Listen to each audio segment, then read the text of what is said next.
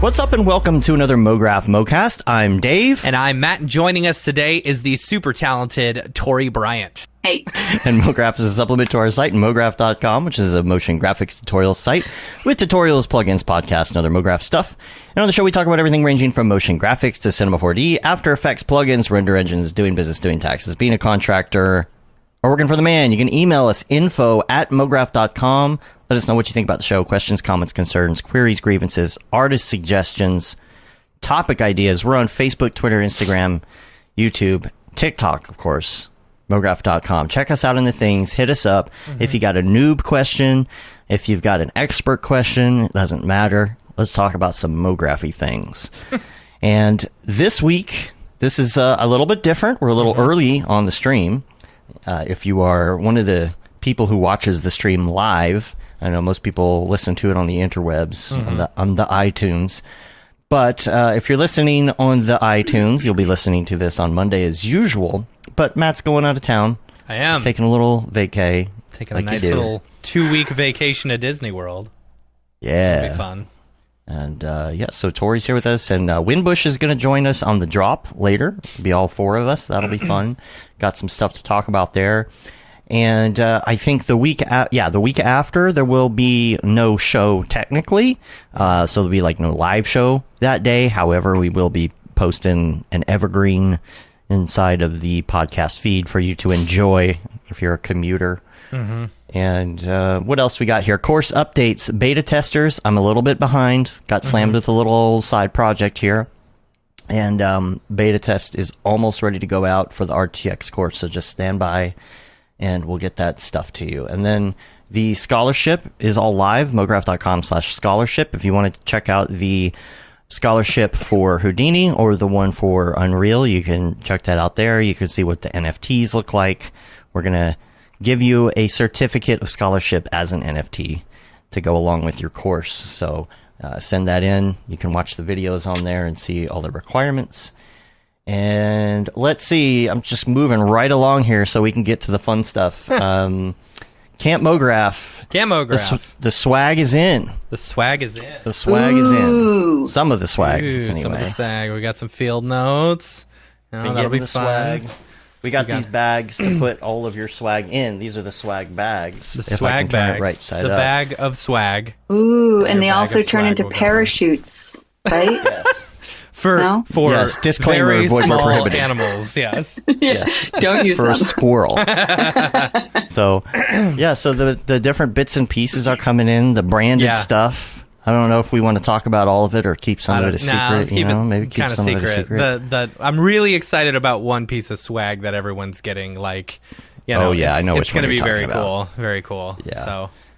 Yeah, and of course we couldn't have done it without the sponsors. Yes, all of our amazing sponsors. Before I go into the sponsors real quick, for those who are going to Camp Mograph, just make sure you read your emails, because motion designers don't read their emails, especially when they're like, oh, it's from a friend or it's from someone I know. I'm just going to put this one on hold for a little bit and then never respond.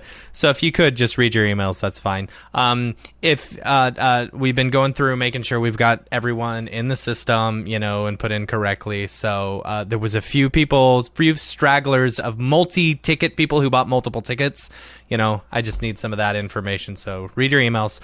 Also, got to know your allergies and things, Yeah, I know. And that's really honestly the biggest thing. Like, we're probably going to order a couple extra like t-shirts and stuff like that. So I'm not too worried about t-shirt sizes and stuff, but really it's the emergency contacts and any dietary restrictions. That's the biggest thing, because the camp is awesome and they've been really good about, hey, let us know dietary restrictions. We've had a bunch of people who are gluten-free, lactose intolerant, vegan, vegetarian, pescatarian. It's a whole gambit of stuff. We want to make sure. Yeah, we want to make sure that we've got everyone handled. So, yeah.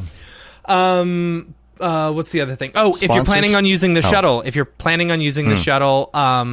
check your email, because there was an email sent out about the shuttle, or you can email shuttle@campmograph.com or info@campmograph.com and let us know, who you are, what time you're coming in, if you're planning on utilizing the shuttle. Because right now, we've had only a handful of people who are saying they're gonna use it, and if that's the case, we'll just cancel our shuttle. I mean, you could just personally let pick Kevin everyone drive up from and the do airport. donuts in the parking lot or Right, something. exactly. I mean, you might as well use it, right? The biggest thing is we need to know whether we need to rent another shuttle or not, because what ended up happening the last time, we wanted to make sure that people didn't have to get up super early, to catch a shuttle. So we ended up having 2 shuttles going on the last day back to the airport. We just need to know whether or not we need another one.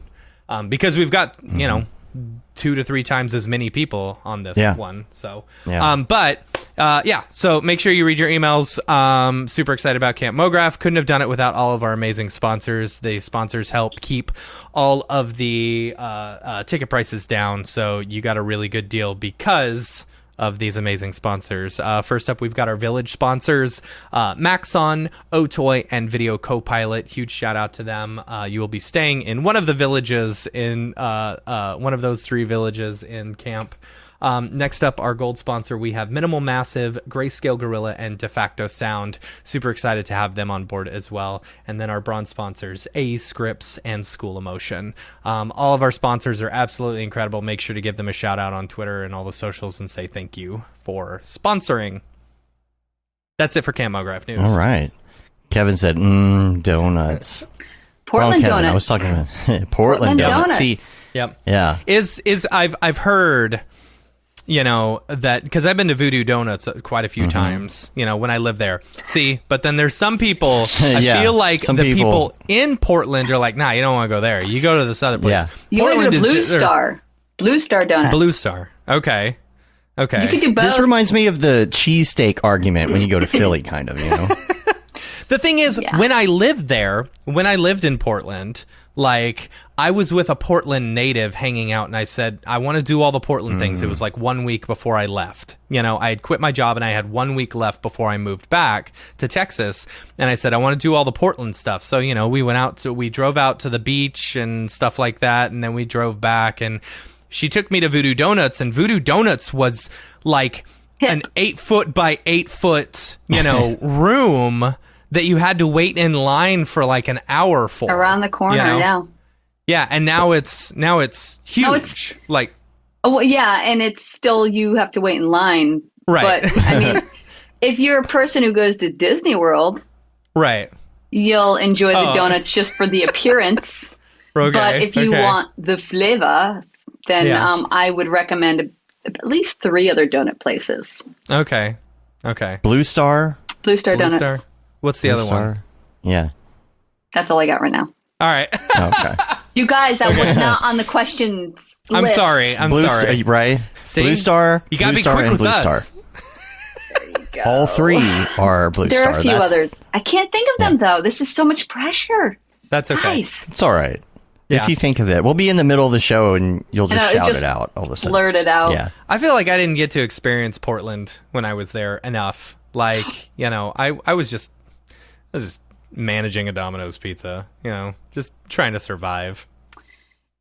Yeah, well, it's so low key. I guess you were anticipating someone to jump out of the trees or something. That like it's so laid back that sometimes I seem very overwhelming. Not that I don't usually, but here it's people are just like a lot of that. I was quite taken aback at first because in Texas, I think people are known for their friendliness in Texas. Like you could just talk to. I mean, people are friendly. They're also crazy and insane, but yes, but they on are the streets, all friendly. everybody's And so I went to a club one night. It was like my first week there.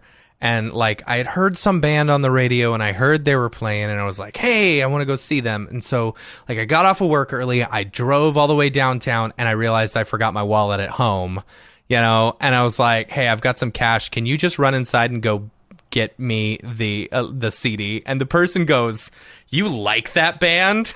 And I was like, oh, you just won't go inside and get me that CD? You like that band?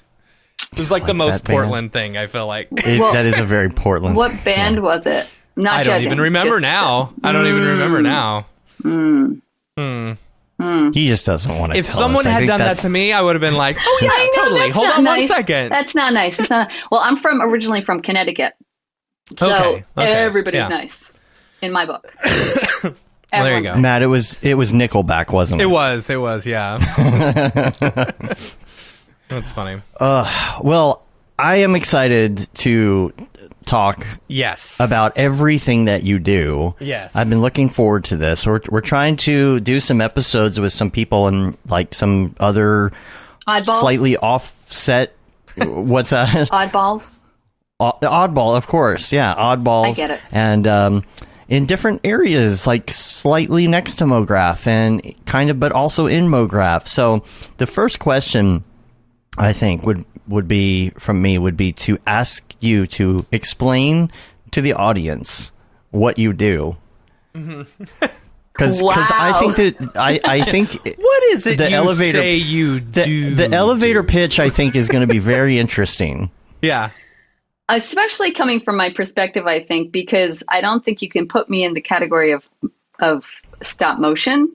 Because I mean, okay, I do a lot of things, but I will start where I started and just kind of walk you through where I ended. And kind of like sprinkle in some fun times. But by the way, it's Pips Donuts. Yeah, that's what Sarah was saying. See, there you go. Anyway, that's the important stuff here. We're still missing one more. Yeah. Sorry, go ahead. I'll get there. But that I came up with two. What? Okay. So I came to Portland before Portland. Let's just start there. Grew up in a small country town, doing fine arts. Went to a fine art school. That's what I knew. But I happened to have a mother who was really into technology. In fact, it's important to say, my grandmother, who's now 95, bought the first digital camera. Oh, nice. And so on all the holidays, my grandmother's like, hey, click, click, click, click. Oh, look. And we're like, oh, wow. So, and she also bought the first computer. So she introduced it to the family before anyone. And I should have known right then that I was going to be in technology because my grandmother was doing it. I can't let her one up me. I mean, come on. Yeah. Every generation has to do one better. So I was an artist growing up. My mom was an artist and was doing fine arts. And then I got a job at Hasbro Toy Company. And I was doing prototypes and design. And I didn't even know you could do that, honestly. When I got that job, someone was like, hey, there's this job you might be interested in. And they told me about it. And I was like, God, are you telling me I can work for a toy company? And that was right before I decided not to go to school after my first degree to FIT, where I got accepted for toy design. Like, so it was really weird. I was like, I don't know if I'm ready to, I don't know. I don't know if I'm ready. So I go to Hasbro. I do that for about a year-ish. And the reason why I didn't last very long is because then my friend who I was working with there was going to Portland, Oregon to work at this place called Leica. And I was just like, oh, hey, cool. What are you going to do there? And he's like, I'm going to paint dolls. And that's his voice. I swear to God, I'm really good with voice acting. And that is his voice. And he was just like, yeah, I'm going to go paint some dolls. And I was like, okay, that's kind of dumb. But okay, hey, have fun. Go have fun. And so I stayed at Hasbro. And then he called me like out of the blue and said, hey, we painting really dolls need you. is really fun. Yeah, you're going to love this, Tori. And it was so funny. He was like, we really need painters that know how to use a lacquer painting and use the spray booth like at Hasbro. And someone who can like think on their feet, someone really smart. And wait, I'm getting off track. And so at first I was like, I don't know. I'm living in Connecticut. That's significant away from my family, but wait. It's significantly away from my family. Suddenly I like, this could be a really good idea. So I talked, this is one of those great scenarios where I talked to the producer. They said, we'd love to have you. We need painters. And she said, this is the rate, but we could give you more. But we could also give you, like, that was my moment to negotiate. But at that point I was so young. I was negotiating kind of without knowing it. I was like, I don't know if I want to come. And so she's like, we'll give you this. Yeah, but I really don't know if I want to come. You're painting dolls. Like, that's kind of not like, I'd rather paint Matchbox cars or Transformers, really. And so finally she talked me into it. And I packed my bags, was going to go to Portland, Oregon. And the one advice that my mother gave me, I swear to God, I'm not lying to you. She said, "That's great, Tori. I'm excited. This sounds really exciting for you. But please, please don't walk outside of the path. Like, stay on the road. Don't walk outside the path. I don't want you to get eaten by a bear." Oh, okay. Like an actual path. Like an actual, like, she's like, when I'm in the path of life. Right. When I'm in the city Career of Portland, walking on the sidewalk, just please don't veer off of the sidewalk because a bear might eat you. That's so funny. When I got to Portland, at that moment, I knew my mother was crazy. And this was a great interview. I'll talk to you guys later. So now I'm in Portland. That was the best part of the whole thing. That's the only funny thing I'm going to say. But so I'm like in Portland. Oh my God, it's raining all the time. And Yeah. I can totally deal with rain. I'm very optimistic. I got a lot of energy for like everybody. I was like basically taking the adrenaline out, giving it to people because, I've got that much energy. And I got there and it was always overcast and went to Leica for the first time. Like, I just said, yeah, I'll take it right now. I didn't know anything about the company. It was brand new actually back then for Coraline, and walked foot in the doors. Okay. And, I was like, okay. And saw on my tour the Coraline house. And I was like, wow. And I can guarantee you, while I tell you this, I have goosebumps because that's when I mean, it was like, it blew my mind. I was like, dolls? These aren't dolls. This is a whole entirely something else. So that was kind of like my introduction. So I thought that was kind of important to kind of lay out the scene. Did you know what you were getting into? Had no idea. Did you know that it was like stop motion movie? Like, you just thought it, wow. All I could say to you is, what's stop motion? Oh, they do this? Oh, there are people that, like, this doesn't just appear on the screen. Like, there's actually like hardworking artists. And the other first thing that I thought, if anybody ever watches this, they're going to strangle me. But the first thing I thought was like, wow, I'm more organized than this. So then again, this is the first movie. So we're just like, you grab whatever you need to grab. If you need to do something, you're doing 12 different things. You have 12 different hats on. At that moment, it was really easy to grow to some degree because everybody was like, what can you do? How can you help? Yeah. Can you stay 60 hours a week? I mean, literally, we were stuck at our desks for long periods of time where we'd have masseuses come over and be like, oh, that's funny. That's very nice. Especially if you're like, oh, and they're like, oh, even the managers, let's just, how's that feel? Does that feel better? Don't move, don't let the chain, like, is that rubbing your ankle wrong? We can loosen that a little. So that's kind of like the format and the layout. And, it was fantastic. It was a great time. What I was doing on the first production was I was one of the many, there was probably like 16 of us in total, physically painting the faces of Coraline, Other Mother, Spink, YB, Babinski. Oh my God, the fact that I still remember their names, they're like my relatives now. Right. And I would sit there and there would be cookie trays, like these long metal trays handed to me with a tray of faces. And they'd hand me the faces. And it was 3D printed because at that point they were even back then it was 3D printed? Yep. The first movie was just 3D printed for the plastic, right? For the resin. And then we would take those faces, they would be sanded, primed, based, and then we would either airbrush and or still use the lacquer guns, which were huge. These were industrial lacquer guns. These were like these massive, and then after you're done, if you spent the whole day, you'd pry the gun out of your hand and be like, what do I do with this now? I can't, nothing. And you'd like have a claw. We called it the claw. So that's there funny. Was that. So we were doing all of it hand painted, eyebrows, lips, freckles, blush, all of it was hand painted. And so when I came in, I was feeling pretty good about myself, pretty cocky, right? Because of course, you go in, you got to have a little like self-esteem. And I would paint this tray of faces and I would put it on the screen grabber, which is something you would put each face on and take a picture. And then the next face in that sequence and take a picture and go through all of them, take all the pictures and then press play with the space bar and you'd watch it and you'd be like, I'm going to be fired. I'm totally going to be fired. And it'd be is it because you can notice the inconsistencies? Oh, yeah, because every eyebrow is hand painted. So from screen to screen, it would be like, it's supposed to be a still eyebrow. And you're just seeing all this popping, we called it. Flashes, popping, and all of these. There were so many elements that we had to think of. Making sure there's no sheen on the face, making sure that every single face was consistent. So then after we did it the first time, then we'd start taking the faces with Q-tips and with, why can't I remember what's that? Oh, God, it's going to be embarrassing. Toothpicks. There it is. Okay. There it is.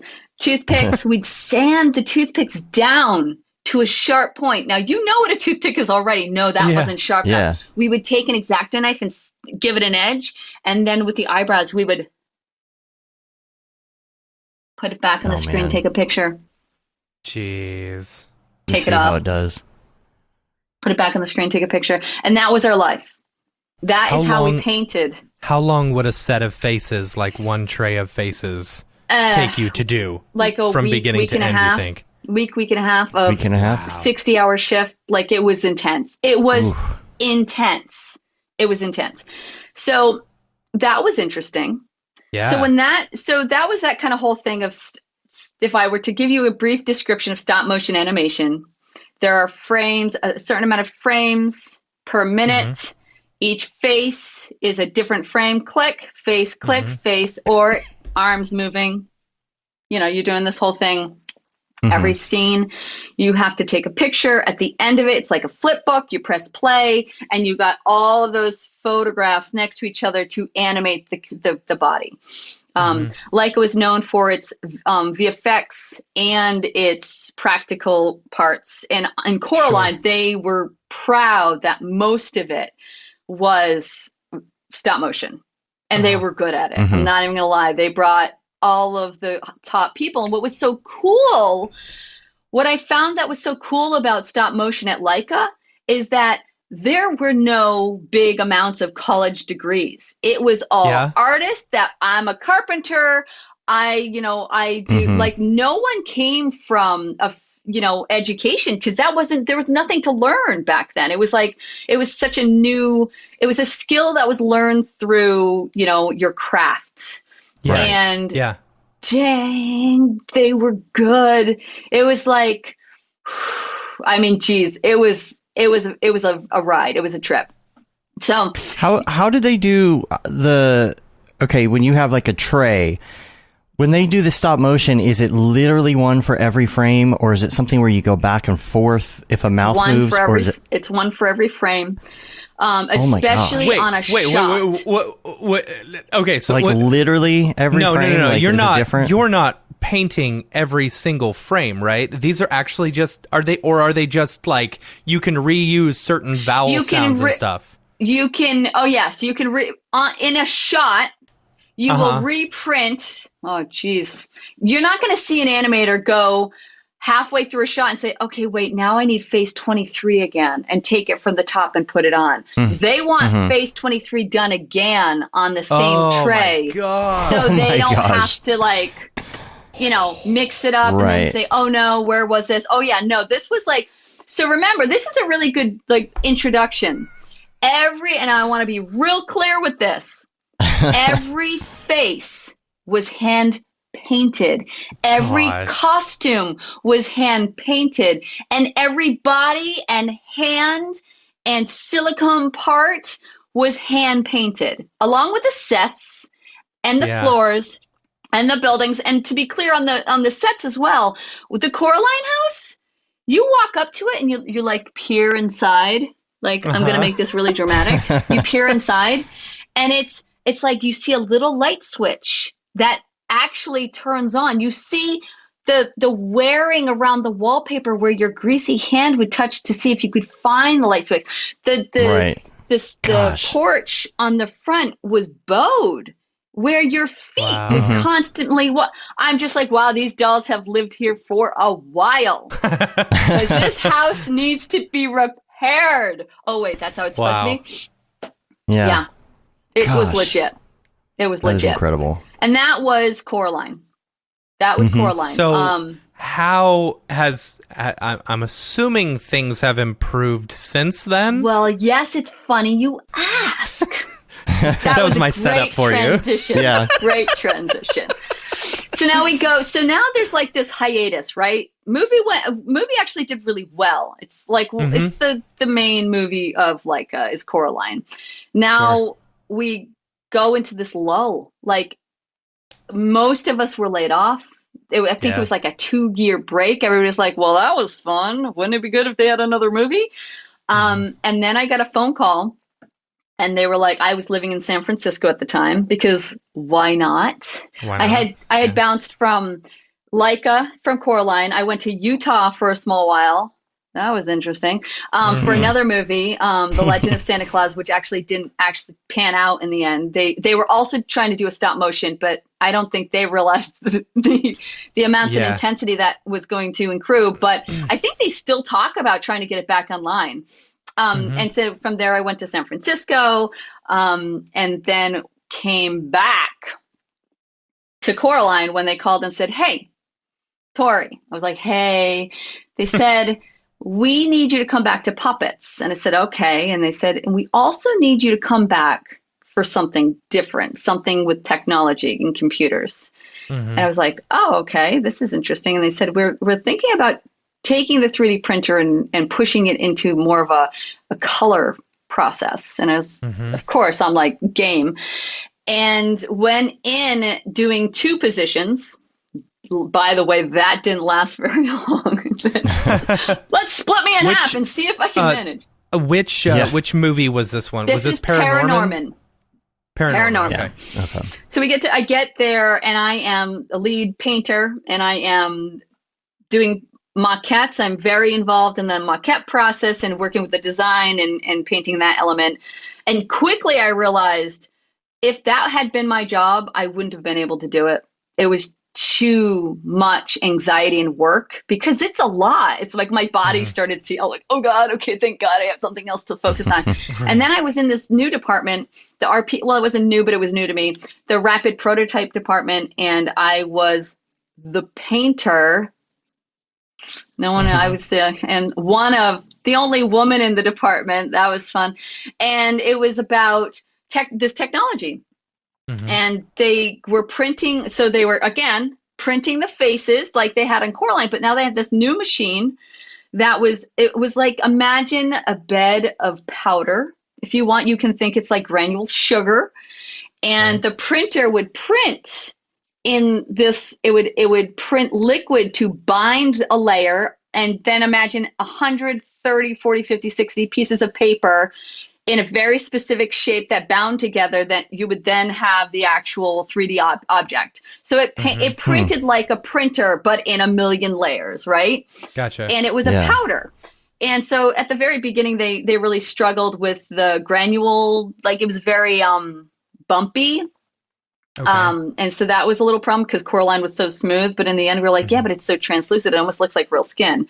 So we kind of got over that, but it was like, Tory, this printer, if we can't get this printer, this is literally what they told me. If we can't get this printer to work, we're not going to do this process. Like this movie is going to be done. And I'm like, no pressure. Awesome. Oh, so you couldn't do it. So now you're calling me in. So at least you got a fall guy. Okay. Yeah. I'll do it. I'll be the fall guy. And they were like, we know you know a little Maya. We know you know color and whatever else. They had tried to have the modelers and the RP department do it, but because they felt like they didn't have that other background, that's why it wasn't working, and that's why it wasn't becoming successful. So I got in there and I just started like asking all the questions, doing tests, and I wasn't getting anything either. I was like, God damn, like, I think you guys got a lemon over here because like this should work. Like there's no reason. Had called, was calling the manufacturing company, everything else, and trying to figure out why this wasn't working. And then I found out why. Actually, another information I probably shouldn't be spreading on local so someone can hear it, but it's true. This is truth. It wasn't working because when I gave my files, the testing files, I had to go through the modelers. And when it went through the modelers, because they didn't agree with my file format, was changing my file format and sizing my file down to a postage stamp size. Like, wish I knew where my camera was here and I'd show you my fingers. Yeah. And so nothing was coming out. And so when I realized that, I went to them and I said, guys, why are you changing my file? And they said, well, because these are was really their voice. Well, these are the size requirements and you're going too much here and there. And, this is what, and I was like, well, I've been talking to the company and they told me this is fine. And they're like, no. So finally I had to go around my entire department, which is always good to make friends. Let's go around. Yeah. You should always do that. I went around my group, created some files, sent them to print, and my boss was like, oh my God, it worked. It finally worked. And he was like so excited, he brought it into the other departments and he's like, oh my God, how did this happen? Who did this? And I was like, and then he's like, oh my God, how did you do it? And unfortunately, at that, I was very young in this world and I like in front of everybody, because he asked, I said, well, I went around you. And he was just like, yeah. I could have probably done that in private, as today. That would have probably been a better approach. But we started getting it printing. And so the first step was just getting color on it. But now think about the core line. Now come to now. We can print a tray of faces, which is like 2 or 3 cookie sheets, right? Worths in a day. Oh my gosh. In a freaking day. So now we're... Can I ask how, because I feel like there's got to be, doing just a little bit of 3D printing myself, how much detail were you able to get on it versus, say, hand painting? More. Really? Nice. Yes. Oh, nice. More. Okay, wow. So at the beginning, it was like, can we get blush? Can we get freckles? Once I unlocked the combination, if you will, of how to get the printer print, then it was about, now how do I get these printer to print whatever the heck I want? Like, how do I expose what it's capable of? And I did weeks and weeks, and I just started doing some crazy stuff. And of course, if you saw the paint jobs and then you saw the result, the paint jobs and the result are entirely different. It's the fact that I have a maquette, a hand painted maquette in color that either I've done or someone else in the paint department has done.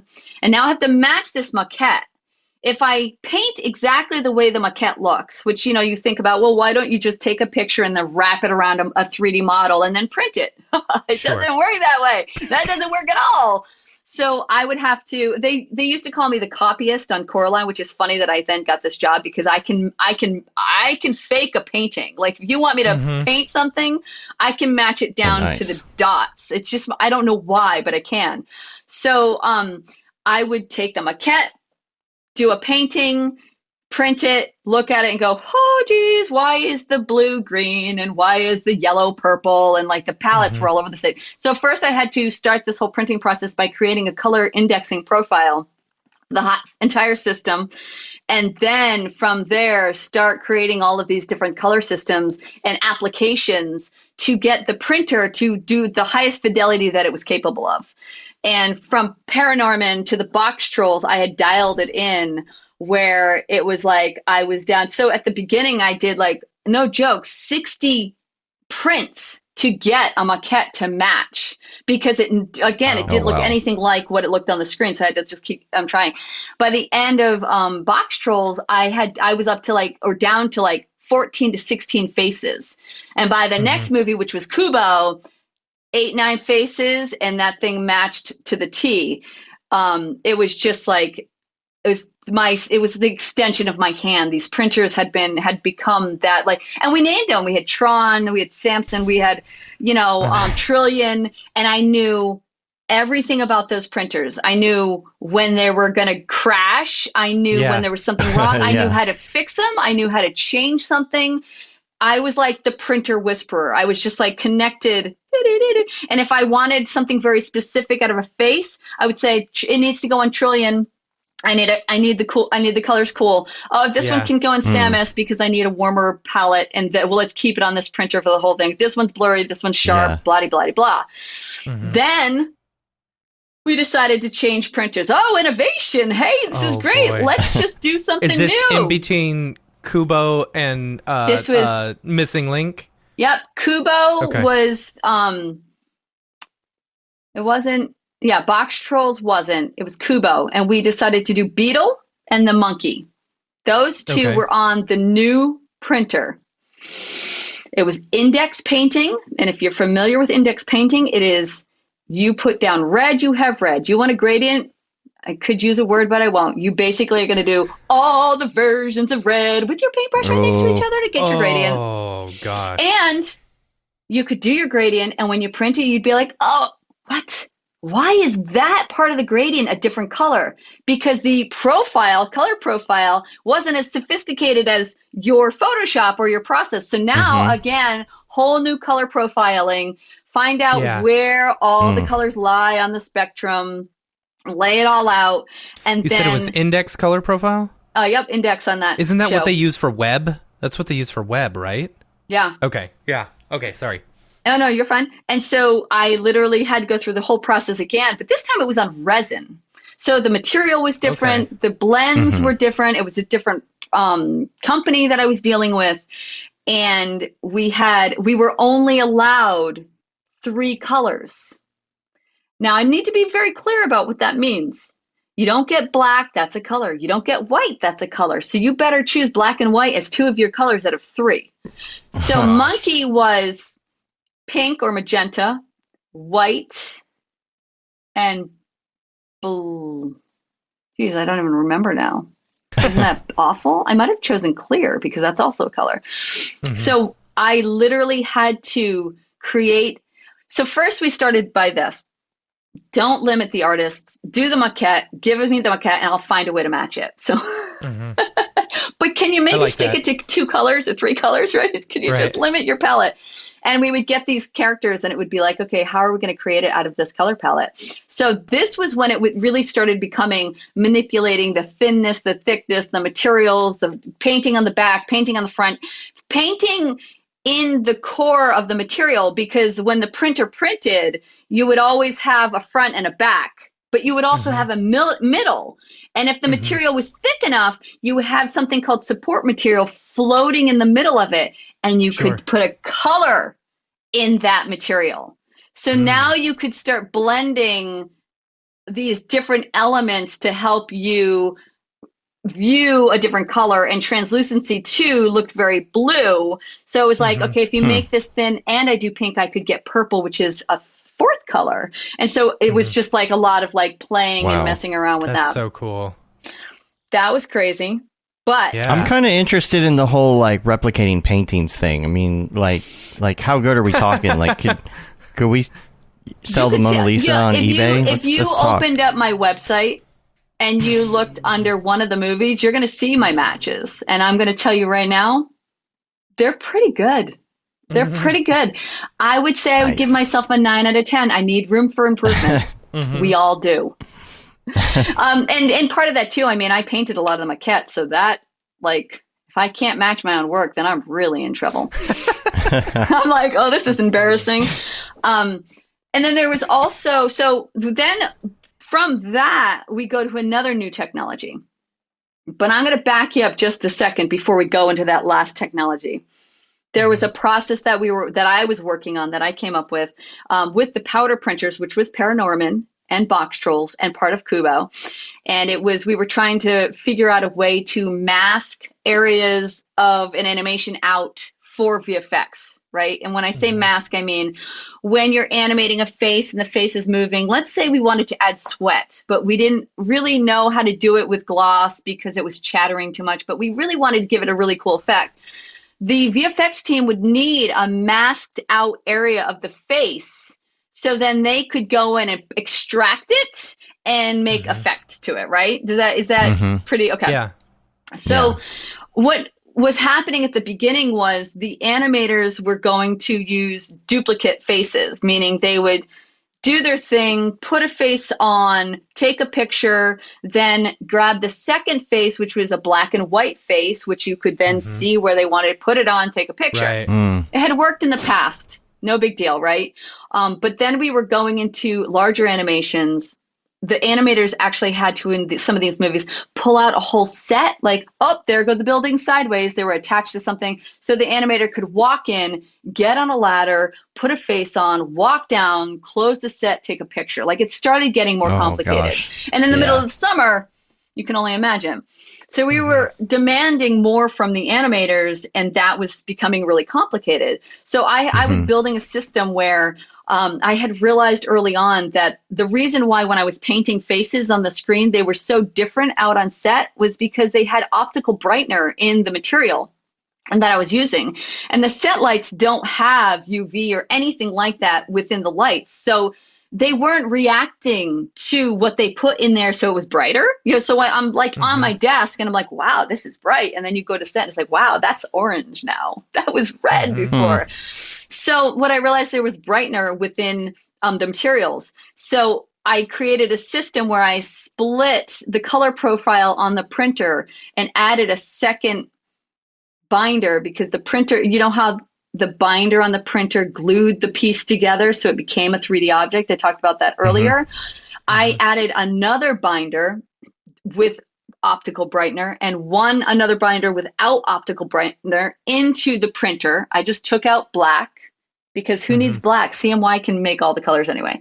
So now we have two binders with a split color profile, and I started printing faces that all look normal until you put a UV light over them and it would glow in the dark, but only the masked area that I wanted to expose. Oh, that's so cool. So the idea was, now the animators go up, take the picture once, not have to go back on the ladder, and just flick a light, turn the UV light, and click, click. Oh, gosh, that's awesome. I tell you this because then we go to this next printer. So I'm going to bounce around, but if you guys aren't following, just let me know. Now we go to the last printer. The printer they're using now. It's 5 color, I think. 5 color printer. Why is it 5? CMYK, CMYK, maybe it's 6. Clear, and then another material. And this was so you could kind of get crazy, right? And this was on the very last movie. So at this point, right as we're developing this whole process, we had just finished Moon Beast, which I didn't actually even mention on the last production. That was done the same way Monkey was. But with Moon Beast, it was cyan, black, and clear.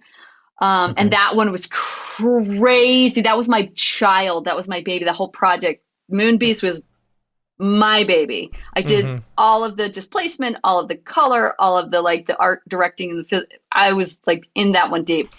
And so we had just finished that when we found out that RP, our group, our little team, we had won the Science and Technology Oscar through our technology and innovation. I mean, for 3D I'm printing. not surprised just from this conversation alone. It was crazy, and I can't help but say to people is that I did not have that on my list of things to do. Like, oh yeah, I'm just gonna put Oscar on there because that's totally gonna happen. But I mean, yeah, I could win an Oscar, right? Because I'm in the film industry, so that's very likely. I certainly didn't have Science and Technology in front of it, so that was huge and epic. And kind of was wow, there's a lot going on, and maybe I could do more of this somehow. So that was that last technology, doing the same thing, doing another color profile on that 3rd, 4th printer. That was Leica. Any questions? Oh, man. A million, but...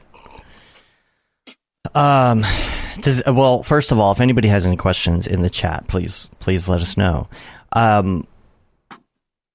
Gosh, I'm still, my mind is still blown from the masking thing right now. I'm still thinking, because that is just the perfect solution.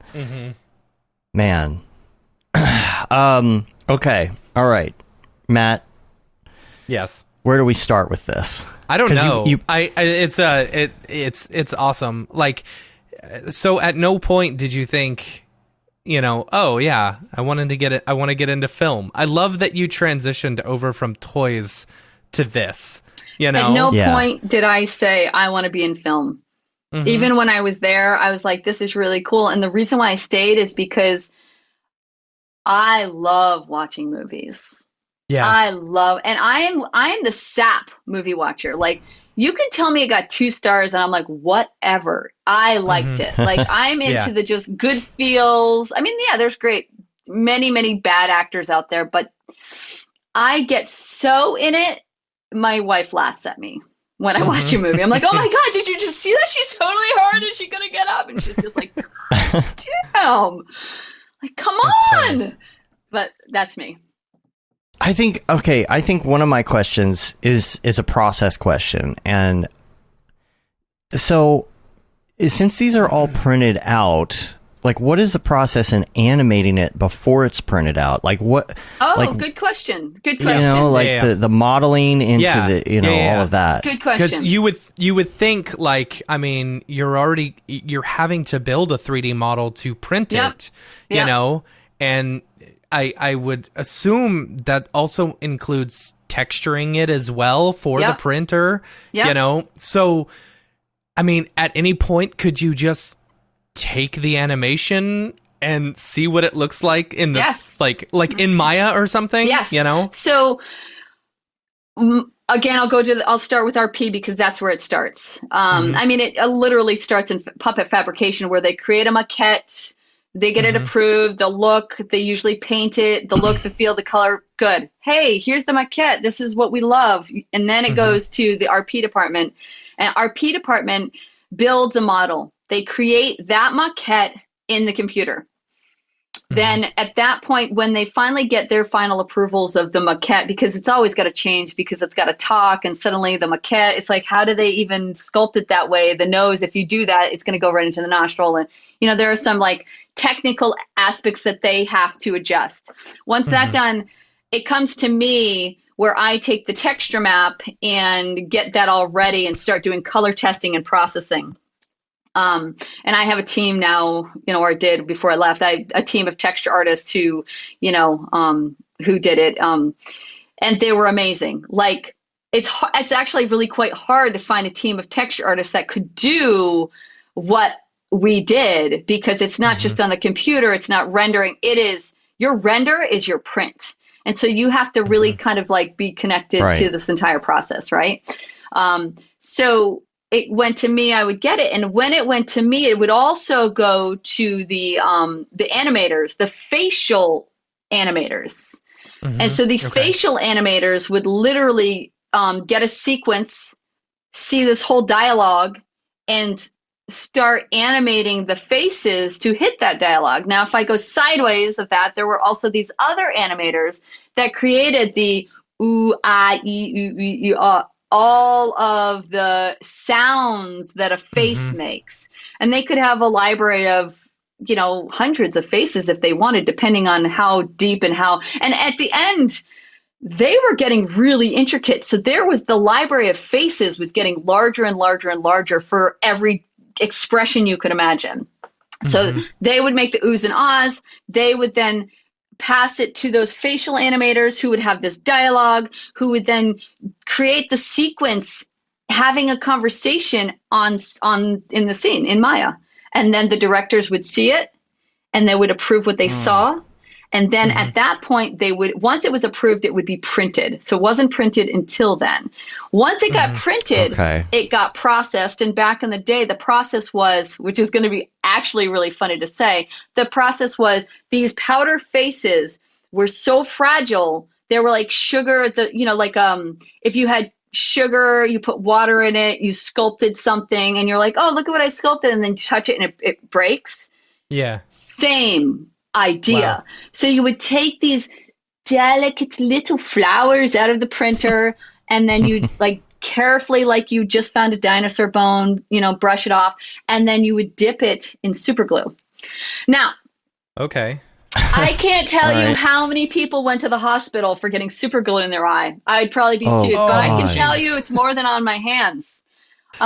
because they were dipping the faces and they would actually heat up too. So I can't imagine how toxic this was, but it would go in the bin. It would suddenly show its face. Like it would be like, oh, look at the color. You pull the thing out. And then to make it faster, they were spraying the wet super glue off of the face. So when you go into the spray booth, every wire or tube or anything with screws on it on the side of the wall, we're all super glued shut because they're like, shh. It was really funny. That's funny. So that was the process of getting the faces ready. So once that happened, then it would go for sanding. Like they'd go and sand super, super smooth the faces. That would take, hours, depended on the size of the set. Then they would go and spray all base coats of lacquer. They would do like 6 or 7 coats of clear and then 3 coats of dull coat. And I also trained everybody for that too, because that was the same process we did at Hasbro. So it was like, who still knows that? I'm like, I still know that. Damn it. And then after that, we're not done.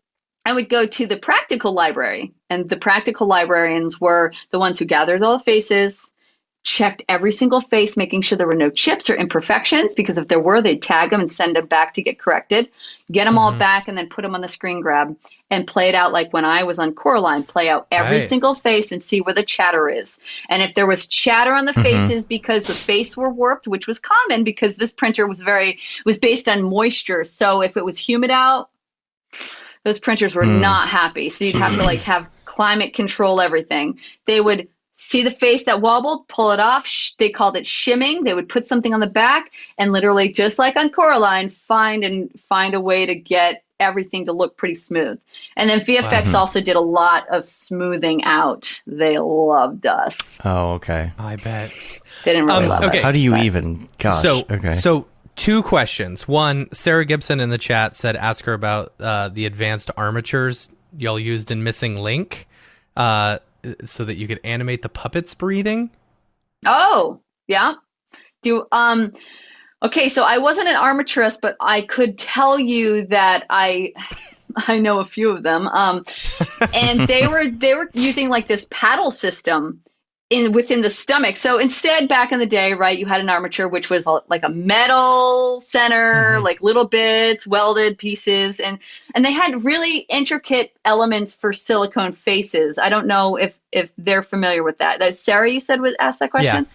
Yeah. I don't know, Sarah, if you're familiar with back in the day on Coraline, the silicone faces had paddle faces, which means when you pushed on certain elements of the face, it would animate. So it was a way for them to animate the face. There was and we had to hire someone very specialized to do that. By the time we got to Missing Link, they started using that same concept in the belly and in other elements. So when you pushed on it, the belly would go up, and when you pushed on it, the belly would go down. They had crank systems, like something where they could expand and get bigger and taller. Oh yeah, it was ridiculous. But you know what? They were also more fragile too, so there was a lot of. They called it the puppet hospital. A lot of that. How many? Did you have to go back and? I was going to say, speaking of fragility, did you have to go back and reprint multiple faces multiple times in order? Like, oh, whoops, this one broke. Yeah, and imagine the same idea with on Coraline happened there too. They drop a face, you have to repaint it. At least here, they drop a face, it would print in color. So it's like it saved us so much time because of that one painting element where we're in this new world where you print it, you go through all of those other steps again, but you're saving yourself a week or 2 from the painting process. So they drop it, we print it. We usually have duplicates too because that's common to break them. And after the super glue, they're not as fragile where I could throw it at someone and probably give them a black eye, which I didn't do, of course. Right. Didn't do it ever. So how much, I was looking at your website earlier, and there's a part where there's a creature like coming around the corner, and you show you like actually drawing on. Was that? Talk to me a little bit about that process and like maybe the combination of VFX with the stop motion animation? Okay. So, throughout all of the productions, at some point it came to the part where we just got bigger and bigger and bigger, right? So as we got bigger, it was like VFX, come. So like we needed the help, and oh, look at that, the pictures of that. We needed the help. And so we started getting them involved in the background characters. That's actually where it started, where they started doing background characters, but it was really complicated to match. Hey, there I am. It was really complicated to match the look of the printed faces. So after a lot of like deliberating and going back and forth, I started working also in the VFX department. They brought me over during the time where they were doing background characters because they just needed them to look like the real characters. And how do you do that? You get the artist that's actually doing a lot of that work so that, there's a nice blend. So once that occurred and the next movie came, we were like VFX and RP and we're all like in bed together. Like this is like everybody's kind of like, is that fair to say? That's probably, I should probably use different.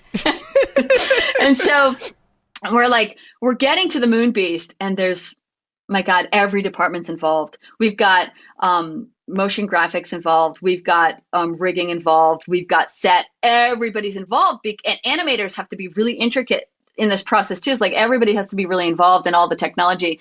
And so early on, that project was mine because they're like, well, Tory kind of knows all of the groups in my own special way because I was, collaborating with all of them. So I was creating the Moon Beast and then dealing with the technology. And then once we got it on set, we wanted it to glow in the dark, but we wanted it to have elements through translucency. And so there were aspects where we're putting like mylar balloon, gold balloon stuff on the belly of the Moon Beast, so it started to glow. And then we wanted VFX to take what we had and like really extract the different visuals. Right. So I was creating the filters and trying to really be active with my friend Peter Vickery, who was running Moon Beast on that side.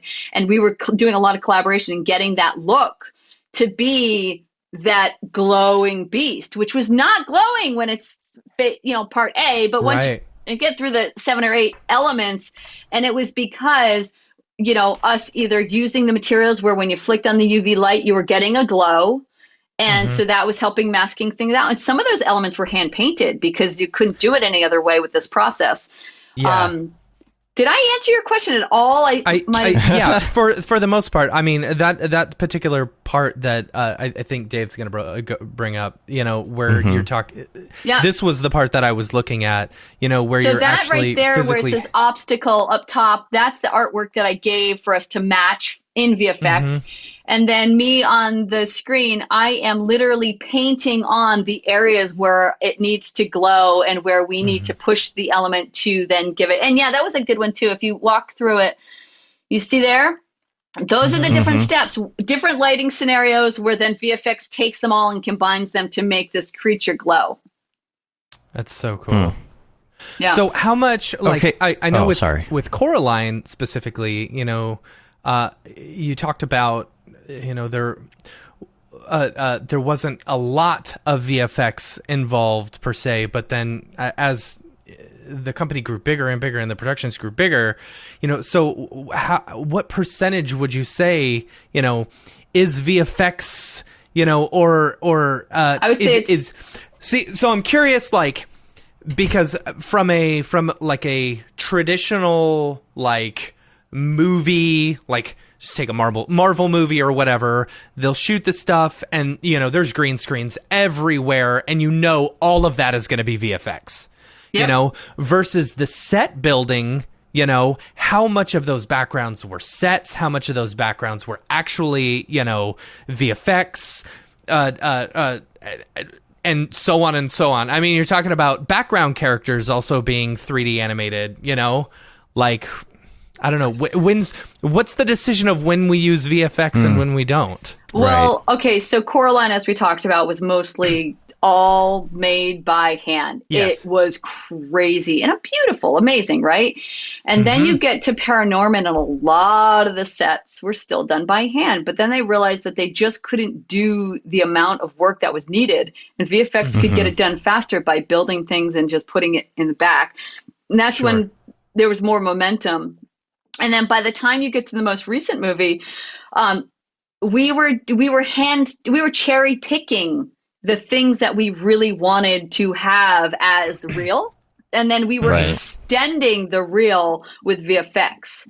So for instance, you might have, sometimes you would have just the character running from themselves because it was all green, but and but in other sets you'd be like, okay, I really want to have like this huge ice cave they're hanging from. Let's build the ice cave, let's give them reference, let's use it in this, but then they'll make it into like the most epic moment. So at the end it was like, I like that. I like that like, the parts that seem important to tell the story or so are made. Are practically made. And all the main characters are always puppets. And the most and this is me saying it. I've been in all the departments. The most valuable part of the team are those puppet makers. Is that team and set. Anybody who's physically doing the work. And I feel like they're undervalued. Like they are paid the least of all of the teams within these companies, but they by far cannot be replaced. And I think it's important to say that. Hi, my name is Sashia Dumont. I'm a writer, actor, and filmmaker. Hi, my name is Paul Robinson. I'm a director, DP, and filmmaker. We are the creators and hosts of the Go Gorilla Filmcast, an online source for all things indie film. We are a husband and wife film team and co-owners of Sen3 Productions, and we started this podcast for filmmakers like ourselves who were producing on micro budgets with skeleton crews. Go Gorilla is a weekly podcast that features various talents in TV, film, and web series productions. We've interviewed filmmaker powerhouses like Kestrin Pantera, Richard Raymond, Alex Ferrari, Cassandra Ebner, and Ryan Connolly. Amazing actors like Hannah Ward, Lou Taylor Pucci, Chris Wataski, and Eileen Gruba. Groundbreaking cinematographers like Jody Lee Lipes, and Jessica Lee Gagné, and many more. We also offer weekly reviews of our favorite films and shows, which vary from low-budget first-time filmmakers to A-listers and everyone in between. Go Gorilla is proud to announce that we have officially joined the Mograph Podcast Network. So if you love filmmaking as much as we do, tune in every Sunday for a new episode of the Go Gorilla Filmcast, your source for all things indie film. Now available on the Mograph Podcast Network. Tory, I gotta ask this, having, how long did you work at Hasbro? Only about a year and a half, because Leica took me away. Okay. Are you a toy collector at all? Wait, that's a good question. Before I answer this, I gotta change my glasses because I tweeted which glasses I should wear. And I got and it was tied for two different pairs. So now I'm going to wear these just so I'm not playing any favoritism. You've just thrown off the whole vibe of the show. I'm so glad I don't know which album art to do. Right. And I feel like I should be turned at slight angle like you guys and not look at the screen. So I'm going to look outside while I talk to you. You're center. Oh, and it's like we're looking at you. Yeah. You guys look like you're at the perfect angle. Okay. So what was your question? Are you a toy collector at all? Oh, yes. I mean, aren't I? I'm not like, I collect toys for my paintings. Okay. So, for instance, the ice cream truck that I'm referencing or being inspired by, I had to find on eBay. And I'm still waiting for the box that the car, I had to buy them separately because it's a really, it's like if I wanted to buy them together, it's like $300. So I, of course, bought them separately and I'm paying $32 type of thing for both. And the boxes, I don't even think real. But I wanted to see, like it looks so shiny brand new, but it's still the same kind of, because if I'm going to follow the gaslighting series, maybe the box will show up. Maybe it will have another message on it. Maybe it won't. Maybe I'll veer in an entirely different direction, but I want to have all my props. So if I need or want to think about them, I have them available. That was a long-winded answer. Sorry. I want to hear a little bit more about painting too, because I'm just like, I'm not very good at painting. I do a little bit of tempera just to play around like on canvas, but like, tell us a little bit more about like how with actual you got painting. Did you that, right? How'd you get that good? That's the question, right? Like, it's natural. It's just, I was born with it. No, I went to school in Old Lyme, Connecticut. It was a fine arts school, college. I actually even went to, and now it's going to sound a lot more posh than it was. Just to be clear, it sounds better than it actually was, but it was amazing at the same time. In high school, I lived in an old country town. Like literally my grandparents are horse barn farm owners. They taught how to ride. People in New York learned how to ride from them.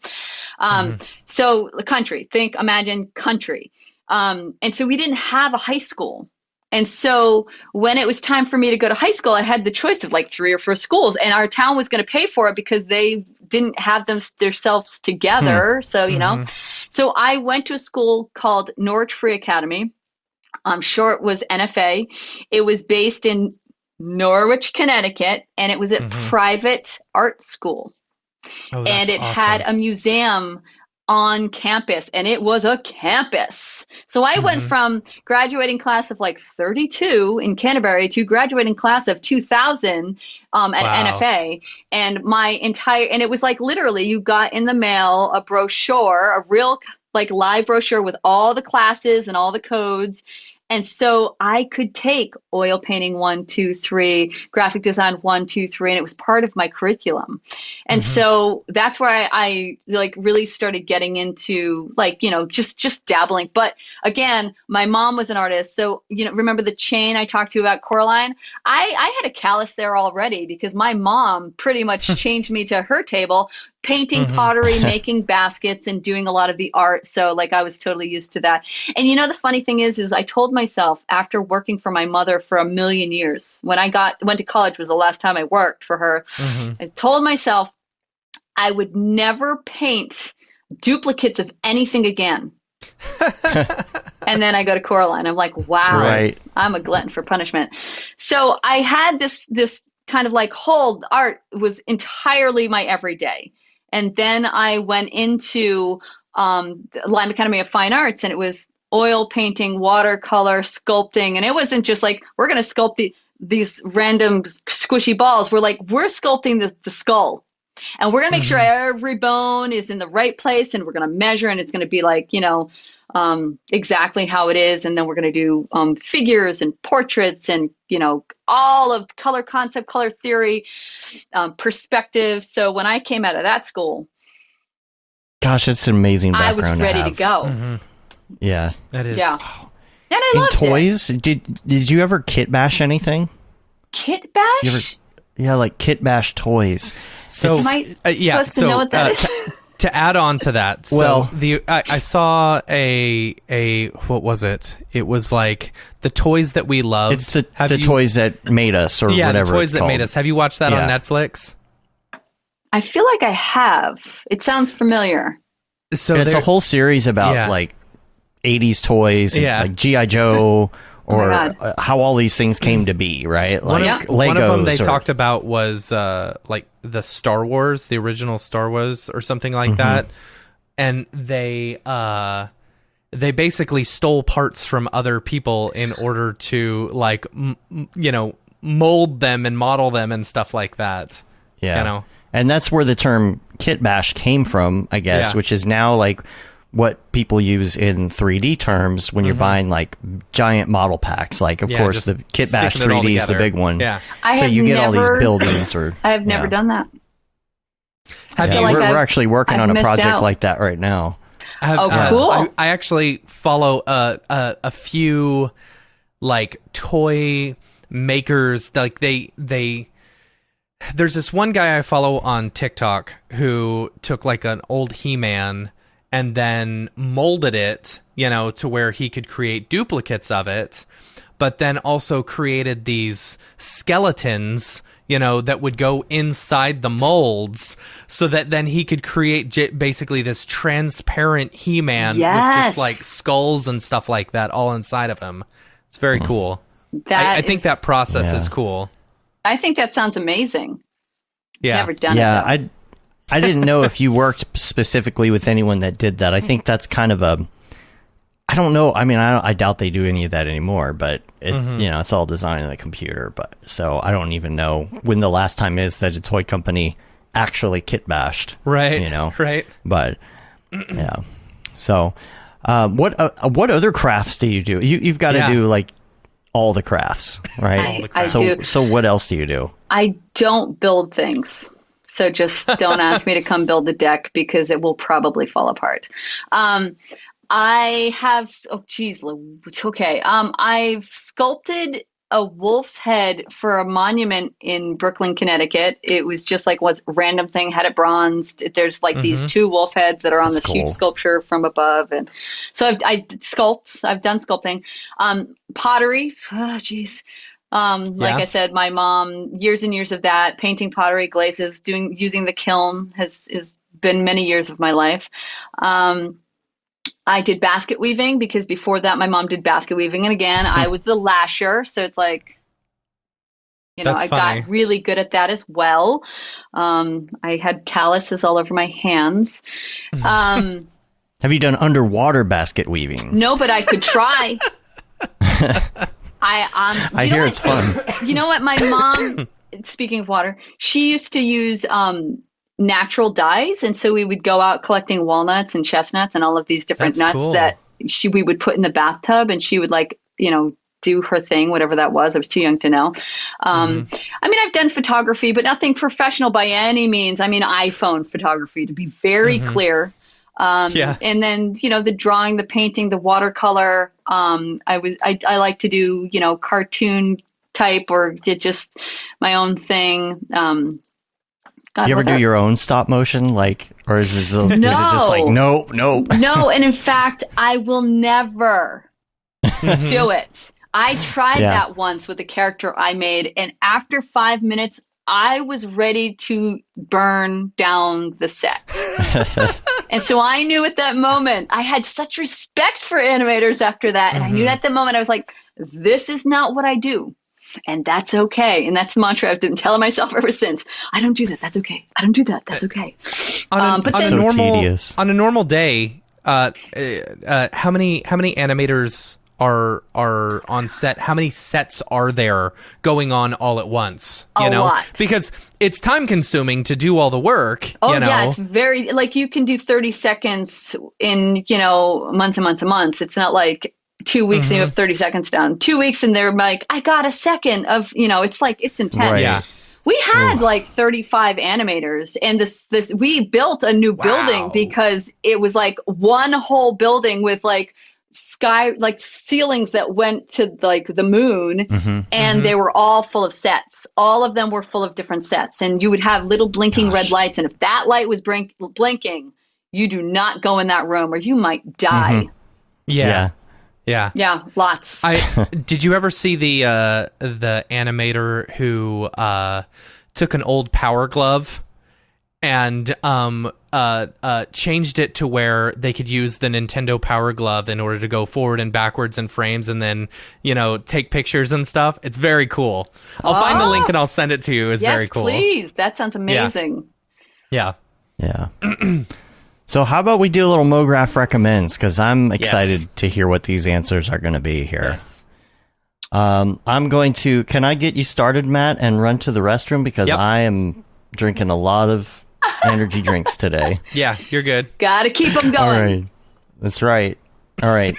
We're going to start out with your favorite movie. Okay, that was actually really one of the hardest questions to answer, believe it or not, because I love all movies. But then I was like, okay, so first I want to, it's complicated. Start there. The movie, it's complicated? Yeah, so see, gives him time to go to the bathroom. By the time he comes, I'm still going to talk about how complicated it is. Okay. It's complicated because I love the old Batman movies with Michael Keaton. Okay. I was totally into them, loved them. It was my age time. I was like, yes. I also love all the superhero movies. But actually, when I thought more about it, there was one movie in particular that made me realize after seeing it for the third time at the movie theater that that's what I wanted to do. That Okay. I had changed so when I was a kid, I wanted to work for Disney, like every kid. Yeah. I wanted to be an animator because at that point I didn't know what that meant, right? The frustration. So I wanted to be an animator. And then when I saw Toy Story at the movies, I was like, goosebumps again, by the way, because I apparently like to make myself feel like, whoa. And I was like, oh my God. I mean, Jurassic Park was good too when I saw the movie for the first time, because back then, that I remember the day they announced Jurassic Park. I was in high school. I was in a class that apparently we weren't doing anything because they were saying it over the intercom, and it was my senior year in high school, and I was like, oh my God. And then I saw that 3 times at the theaters too. So I basically am not giving you an answer. I'm just going to tell you all the movies I like. That's all right. I think it's Toy Story. So my 1-year-old, loves the Toy Story movies. Like, absolutely loves the Toy Story movies. They're and good. It's really interesting seeing the evolution of 3D animation, watching all 4 of those movies back to back to back to back, And it's like the first Toy Story movie, even though it's incredibly dated when, you look at it from the first one to the 4th one, it is still an incredible movie. Up. It does. It's holds like up that wasn't so that well. like the first real CG movie that came out, and we're all like, yeah. And now we look at it and it's like, oh, I could build that. But then you look at part 4 and you're like, I couldn't build that. I look at it and I go, I could paint that. I could paint that. Yeah. Maybe I'll line up Toy Story, just paint Toy Story. Yeah. What's funny is I saw a documentary or something on the making of the Toy Story movies, and they had mentioned that when they were rendering the first one, that it took so many computers to render the first one that if it had been one computer rendering it, it probably would have taken like 300 years to finish. But the technology has gotten so good that now one computer can render that thing in real time. Wow. Yeah. Wow. It's amazing Crazy. how technology changes. Mm-hmm. And you see that with Unreal. Yeah. All that could probably be real time in Unreal Engine. Yeah. Gosh. So cool. So that was favorite movie was Toy Story then? Toy I'm Story guessing? and Batman and Jurassic Park. Batman, I saw a funny picture the other day. It said, what a Batman movie would look like if Tim Burton directed it, And the person who posted that didn't realize that Tim Burton did the first 2 way. Batman movies. Well, and we were just talking about, it's the Michael Keaton Batmans that I like so much. Yes. Right. I was going to ask. Yeah. Have to specify Yeah. Right. when. I did, Not but the you Val were Kilmer peeing. ones. Yeah. Or George Clooney. Yeah. I have a friend who I used to work with. He's a writer, and we worked at a little editing place together. And he loves the Batman movies, and occasionally he will go on live on Facebook, and he will recite the entire Batman movie Oh, man. from memory while it's on in the background. Oh my gosh. Like the Wow. cadence and everything. It's People hilarious. recite lines from movies I've seen a million times. They're like, what that's from, right? And I'm like, Yeah. no. I'm like, no. And the other That's movie funny. I want to mention, because I almost mentioned it as my movie, I think just because how epic and amazing it was for me as a woman, was Wonder Woman. Like I was like watching it, like she and every superhero movie she's in, she's always like the badass of the team. She's like, and it's like, yeah, that one too. Yeah. It's a good movie. So then let's go right into TV shows then. Okay, I'll put a third pair of glasses on just so I keep it man. interesting. Now I really don't know what show art to do. Come on. Here you go, Dave. I got your show art for you right here. Uh-oh. Yes. Now I'm yeah. Yes, I should have brought my shades. There you There go. you go. No, I gotta That's get the those show finger art. guns. The finger guns. I can do There you finger go. guns for both of y'all then. There we go. Show art created. There you go. And then I don't know what I'm going to be doing, but You got the just hat. sitting here like I usually do. there. Take the hat off, then Yep. you'll look different. There you go. Just give you all a look like, what's up with the finger guns? Yeah. So TV show, what do you watch? What do you like to watch? Oh my God. Well, I wrote it down because I knew I was going to forget these things. Okay. You guys cannot disagree with me on this because Okay. it's that amazing of a show. Can I say this word on that? Schitt's Creek. Oh God, I love yeah. that movie. It's It's a so show. good. It's a show. It not is a so movie. good. Oh yeah. Like It's so good. It is. Like I went into it not expecting much because, of the name, of course. And I feel like the riches to rags story has been told many times, Oh my But the God. fact is that like So good. this family is so like wholesome and loving, Like it went from just a normal unfortunate comedy to just one of the most wonderful shows ever. Absolutely. I mean, their characters, the mom, Mm-hmm. as the show went on, she just like took it to her own level, and I would watch the show, and there's not many people out there that can make me laugh as hard as like my crazy time when I can't stop laughing and I can't breathe and I'm going to die. And she got me there where I would start laughing. My wife would look at me and be like, oh God. And I'd be like, she'd have to pause the show because I'd have to get my composure because of her mannerisms and the way she spoke to her daughter. And I was like, it's a great show. The episode when they go and buy the car and she's pretending to be like, she's like doing a character from her old show or something. Like, I have never seen my wife laugh hard hard in my life as when she's watching that episode. She is a bad eye, and she's that word. Yeah. See, I haven't seen every episode. I've seen some episodes, and I need to kind of like go back and because it's spotty. I want to watch it again. It's just so good. It's so. I know good. enough to know you, David. Ew, David. Yeah. It's a good show. It's an excellent choice for favorite show. That's good favorite show. That's good. That's good. All right, now let's move over to music. Okay. And I think there's an extra specific question that I want to put in here because when you're doing tedious things like painting faces. Yeah. I imagine that maybe you might want to listen to something. So I'm do. very interested to hear. And if that's the same thing that you listen to when you're not painting. I'm known to put a song on repeat for a day. Really? I'm that kind Really? of person. And the funny part about that is I still won't know the words.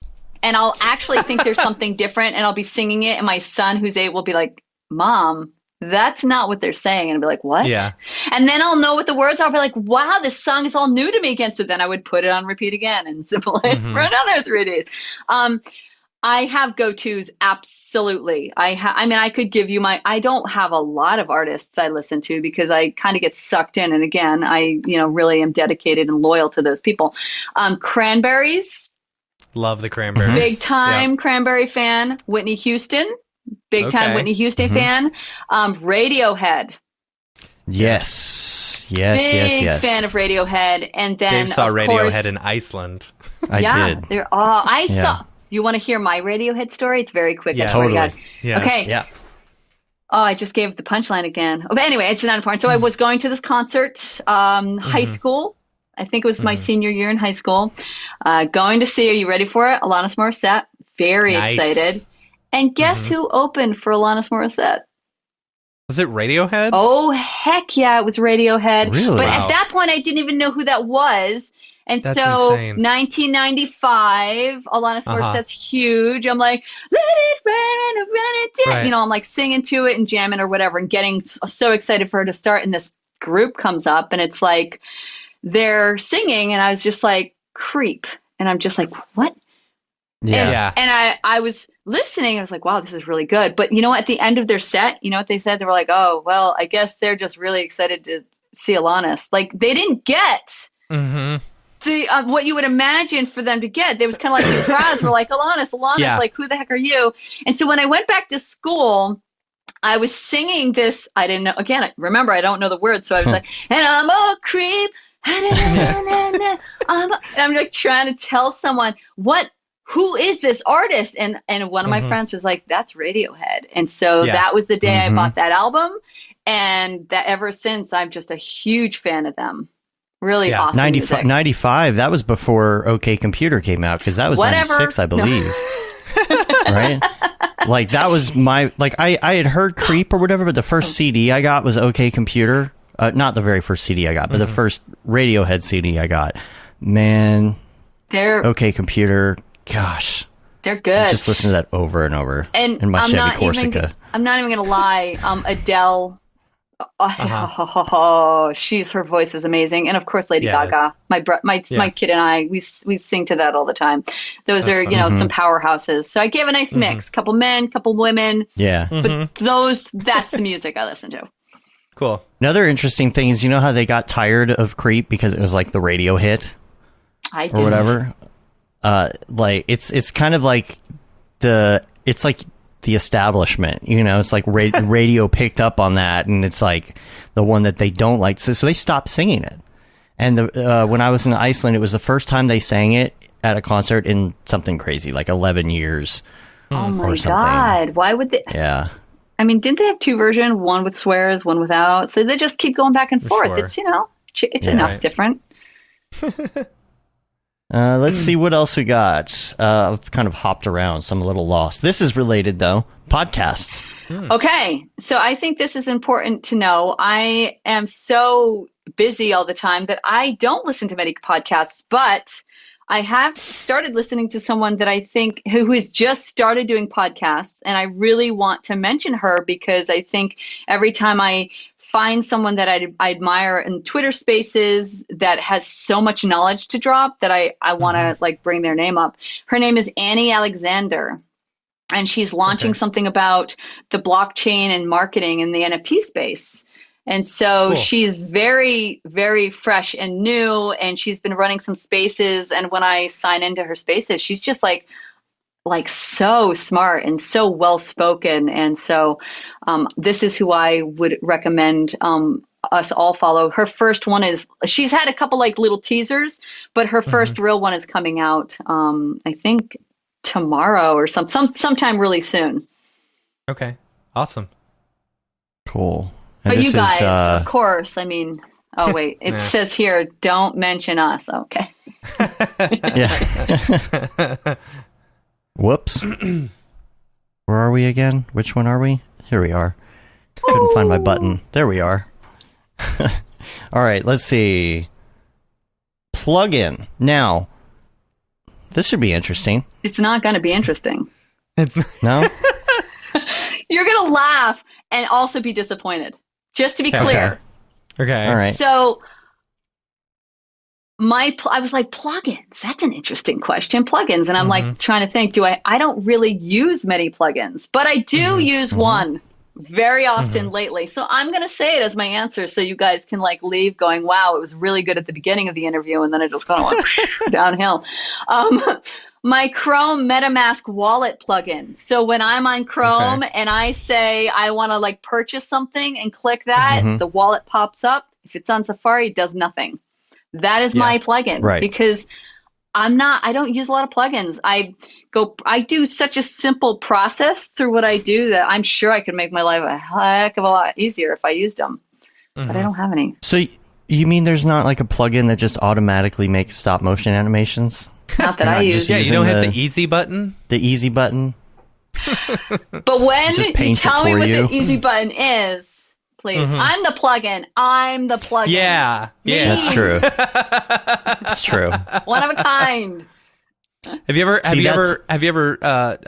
Has anyone ever, any other companies tried to poach you? Any other stop motion companies? I guess I can talk about it now. So when I was doing Paranorman, I had Henry Selick was doing a stop motion that actually fell through, but it was Pixar was running it, which is why I was so interested in it. Wow. And it was I don't even know if I can talk about the name, but it was called Shadow Book. I think it was called Shadow Book, and it was based in San Francisco, and Pixar was funding it, and Henry Selick was doing the writing and also doing the directing, and they called me in to be the head of paint. And I went and I talked and I looked, and then I decided I just didn't have a good feeling. I thought everybody involved was awesome, and the space in San Francisco, man, I went because I was like I was like asking and talking to people about it, and finally I got the call.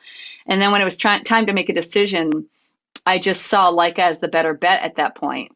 And now I am actually having conversations with Netflix on something that they're working on, so I might jump onto that, but it wouldn't be 3D printing. Surprisingly, it would be more like a matte painting, digital painting gig. Cool.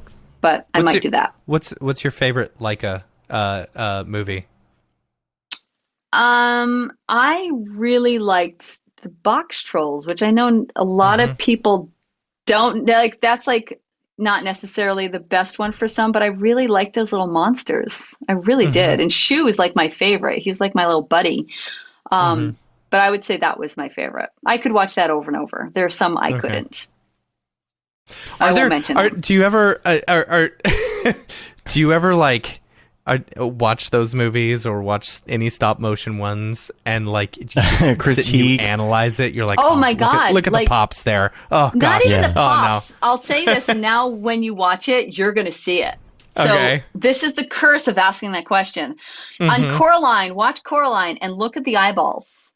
Because the eyeballs, they had to use an X-Acto knife to turn the eyeballs left, right, up, down. And there are little dots right near the pupil of where the X-Acto knife was. And sometimes you got a bad, dirty eyeball. And it's like, look at you.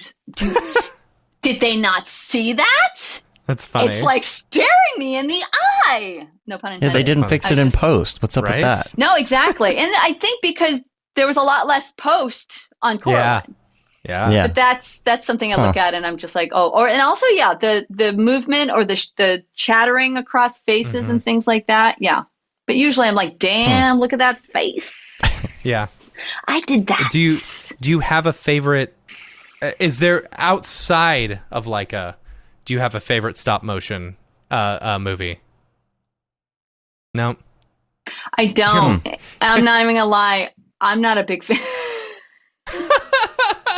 I'm not a big fan of stop motion. I'm a big fan of Leica stop motion because the work is beautiful. I'm not gonna lie, and I'm probably gonna get a lot of thumbs down after I say this, but I tried to watch The Nightmare Before Christmas.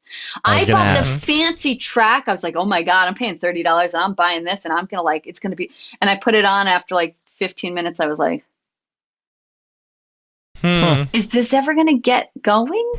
And again, what about Wallace and Gromit, though? Okay, I like Wallace and Gromit. I do. Okay, good. I've seen them all, and I would watch them again with my kids. Okay, you got me. I'm just a liar. I forgot about them. They're amazing. You actually like all stop motion, just not Nightmare Before Christmas. Pretty much. Right. I liked Gumby. Oh. It was in a movie, but Gumby, yes. Yeah. Yes. That's funny. Yeah, there was a big fire at the Wallace and Gromit. Was there? Facility. Oh yeah, it burned right? down, I believe. But I think they're they back. lost everything. Yeah, I think they're rebuilt. Yeah, that was kind of sad. Yeah, all of I mean, at Leica, Jesus Leica Museum, they had a show for Leica at the Portland Museum. And it was, I should have sent you pictures. I'm so sorry that I didn't. But I'm sure if you typed in Portland Museum Leica, you'd probably get like a crazy amount of pictures.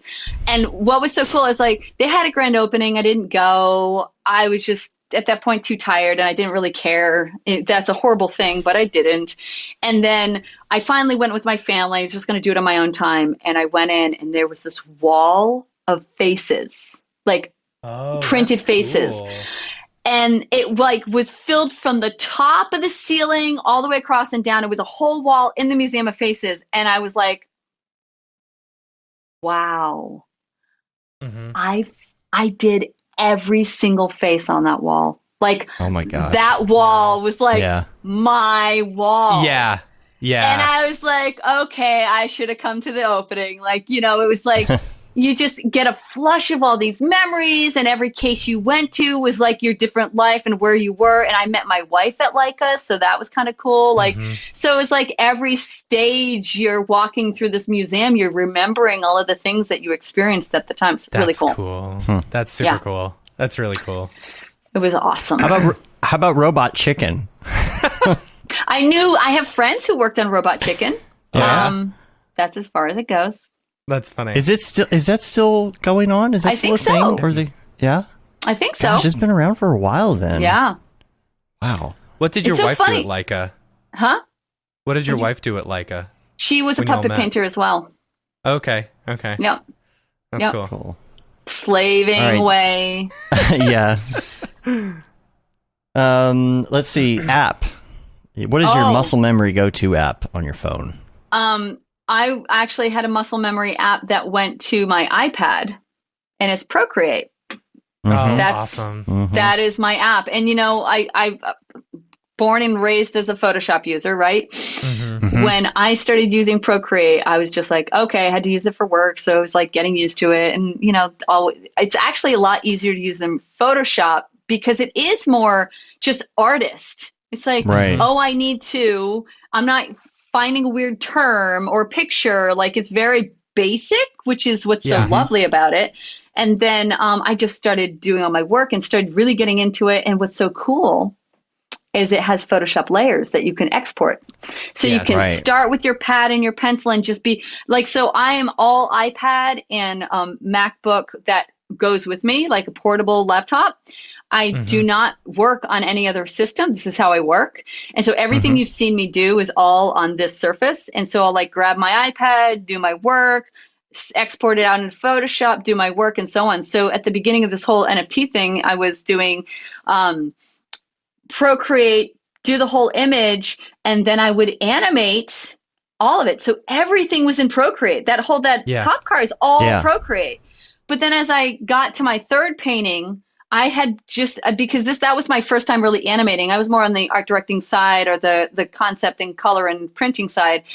I was so new at animating it in this way, this motion graphics, that when I got to my third painting, I was like, oh, Procreate can't give me enough layers, or it can't, like, it's not significant, but it was a great introduction to animation. I would recommend it to anybody. Don't get like the snobs. Like, if you want to start and you're intimidated, do this. Then, and once it wasn't enough, I went into Photoshop, and that gave me a little more. And now I'm like, oh, that's not enough. So now I'm into Adobe After Effects, crawling my way around that program. Why won't it play? Why won't That's it play? a good question. It doesn't have We've been more than asking 2 that frames. question for 20 years. Right. Like, yeah. What do you feel about how do you feel about the painting tools in Procreate compared to real life? Like the painting, specifically the painting tools. So, I came up with my whole reasoning behind why I still paint when my wife was like, why aren't you just painting online? Like, why do you even have to paint in real life if you have the computer? And I said, well, firstly, when I'm painting with the materials, like we talked about, the more organic process of it, that is, I'm not going to be able to I can recreate how it sits on a canvas and all of that, but that's not what this tool is for to me. Like I can do both. So I really like to merge the two. So when I use Procreate, I rarely use more than like 4 or 5 brushes. Like I don't feel like I have to dig very far, because the purpose, like I love doing translucencies and stuff in the computer. I love to like refine work, but it's really augmentation ultimately. Like, there are moments where I'm digging deeper, but I am doing such an integration of two that a lot of my information is coming from my paintings. And then I am just like elevating the painting by being able to be like, oh, I'm going to put this in a package. I'm going to do the package from the computer and, get all the white highlights. But I don't need 35 or 50 awesome brushes. I just need a brush. It's smooth, or it's, textured.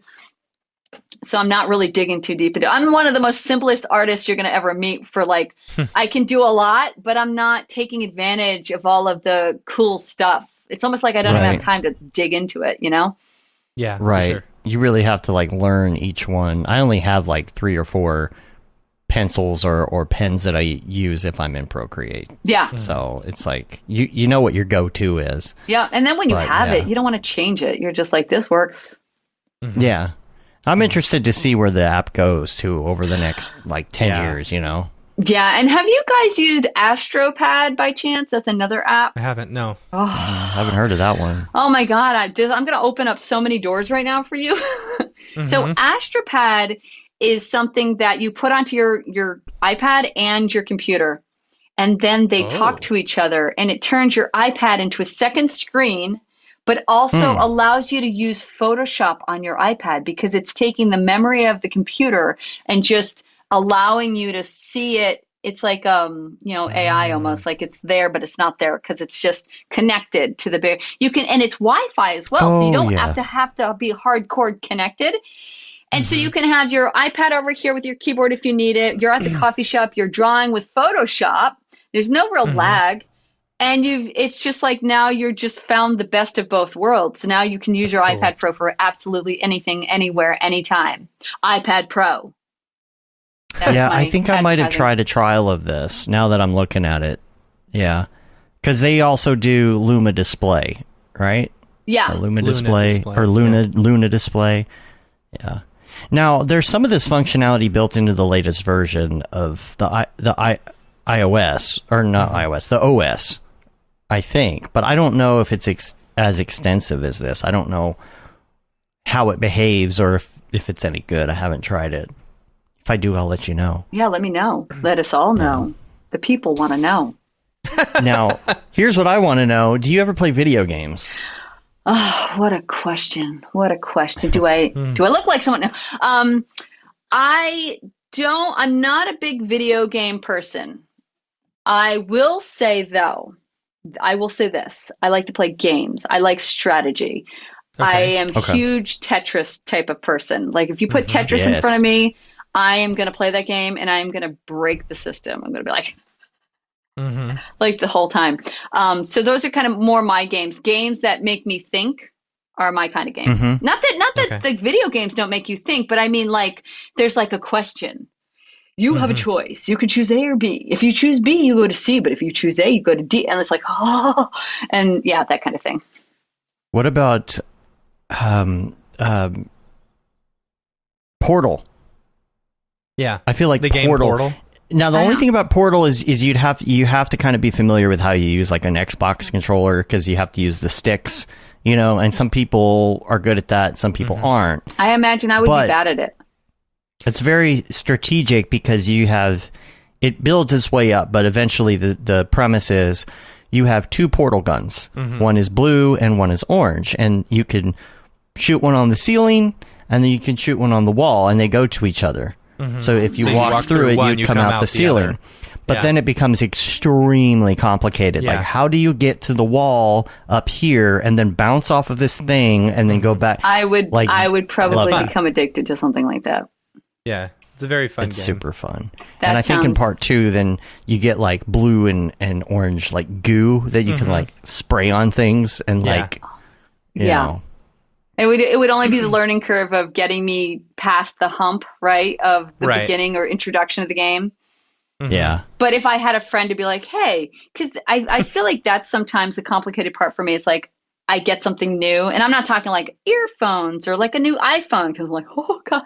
But if it's something I've never done, it's like reading the manual and like trying to figure out, and just like 5 minutes later, you're like, fine, I'm gonna go do this thing over here that I know how to do. Yeah. That sounds fun, though. Okay. This is I'm hoping. Oh, more glasses. Well, we already have our thumbnail for the show, so I don't have to worry anymore. Dirty. I want to be able to see this pair, but I think this was good. I think this was a good move. Do them all. Yeah. I don't want to play favorites. That's true. To the glasses. You don't want any of the glasses being sad that they didn't make the cut. Beautiful. Yeah. Thank you. There you go. Okay, bring it. I'm ready. Life hack. Oh my God. This was the easiest question for me. It just came into my head. Right. Normally the hardest. All right. Yeah. Maybe this is everybody's life hack. But if it's not, it should be. Are you ready? Okay. Duct tape. And I am not kidding. Okay. I've recently All right. found that I'm serious now. I carry a roll of duct tape everywhere I go. It's always in my backpack and or my traveling bag if I'm getting on a plane. Because and make sure you have one in the bag going into the plane when you're flying. Because you always need duct tape. I mean, I've literally duct taped I didn't like this very much, but I've duct taped my phone to the front seat in front of me because I had no way of putting my phone. And I was like, I don't want to look down. Duct tape. I am telling you right now, so you got a hole in your funny. pants. Duct tape. Your kid cuts their arm. Duct tape. Yeah. Okay. Now, how do you feel about gaff tape in comparison to duct tape, though? You know, that's a really funny question because there was someone who was like, duct tape is better. And I was just like, That was their voice. That was their voice. Comic book guy. I hope you can tell the differences between all of these voices. Right, of course. Yeah. Very subtle. And I was just like, duct tape, specifically the original duct tape, can actually, you can put it, and I know this because my son had one, and I was like, oh my God, and it was huge. I was like, where did you get this wart on the bottom of your foot? And it was like, they were walking weird, and we're like, what is wrong with you? You put duct tape, I hope everybody's listening here. That is a true fact. Duct tape on the wart every night before bed for weeks, and it will help heal the wart. It because they like survive off of like Air? moisture and air and stuff, and by doing that, like it deprives it of that. True. Yeah. Totally. Glass is broken, duct tape. You can make a Excuse me, what backpack, about gaff tape? duct tape. Wallet, duct tape. I had a duct tape wallet. I'm sad to say Yeah. I just Oh, he retired did. my duct tape wallet. Forever. Right? Do you have it? Yeah, it was probably 20 years. I had a duct tape wallet. I just retired it and got this one. It's a dad wallet. I'm so embarrassed it's to all not right. have It's a all right. duct tape wallet anymore. You Just you stands get a another wallet. one. You just make one yourself because it's duct Right. tape. Right? Yeah. I'm telling you, that is life hack. It's a good life hack. I like that. Yeah. I like that. Yeah. Good. Is this the fucking mic? This is exactly what I should be doing. What's up, and welcome to this week's episode of The Drop, your weekly source for all things NFT and crypto art, as well as upcoming drops by notable people in the Mograph industry. I'm Matt Milstead. Joining me, as always, Dave Koss. And this week, we have Tory Bryant and Jonathan Winbush. Hello, hello. What up, what up? So let's we're doing talk this episode about, a little bit early, so we yeah. actually don't have whatever drops are happening. But if you want to know, just go to makersplace.com or Nifty Gateway. There we go. That's how you do it. Right. Yeah. Yeah, since Matt's gonna be on vacation, we're gonna talk about something that y'all are working on. I don't know which one of you wants to give us the summary and the rundown, but what you got cooking? Jonathan, I think you are going to do a much better job describing this than me. Okay, so this is going to be, to my understanding, the largest NFT exhibition to date so far. Cool. And it's going to be happening in Shanghai, China at the Shanghai Plaza. And so this is going to be an auction style NFT, to my understanding. So they're going to have, it's going to be auctioned off in a physical location. And also online, there's going to be a new site launching alongside the exhibition.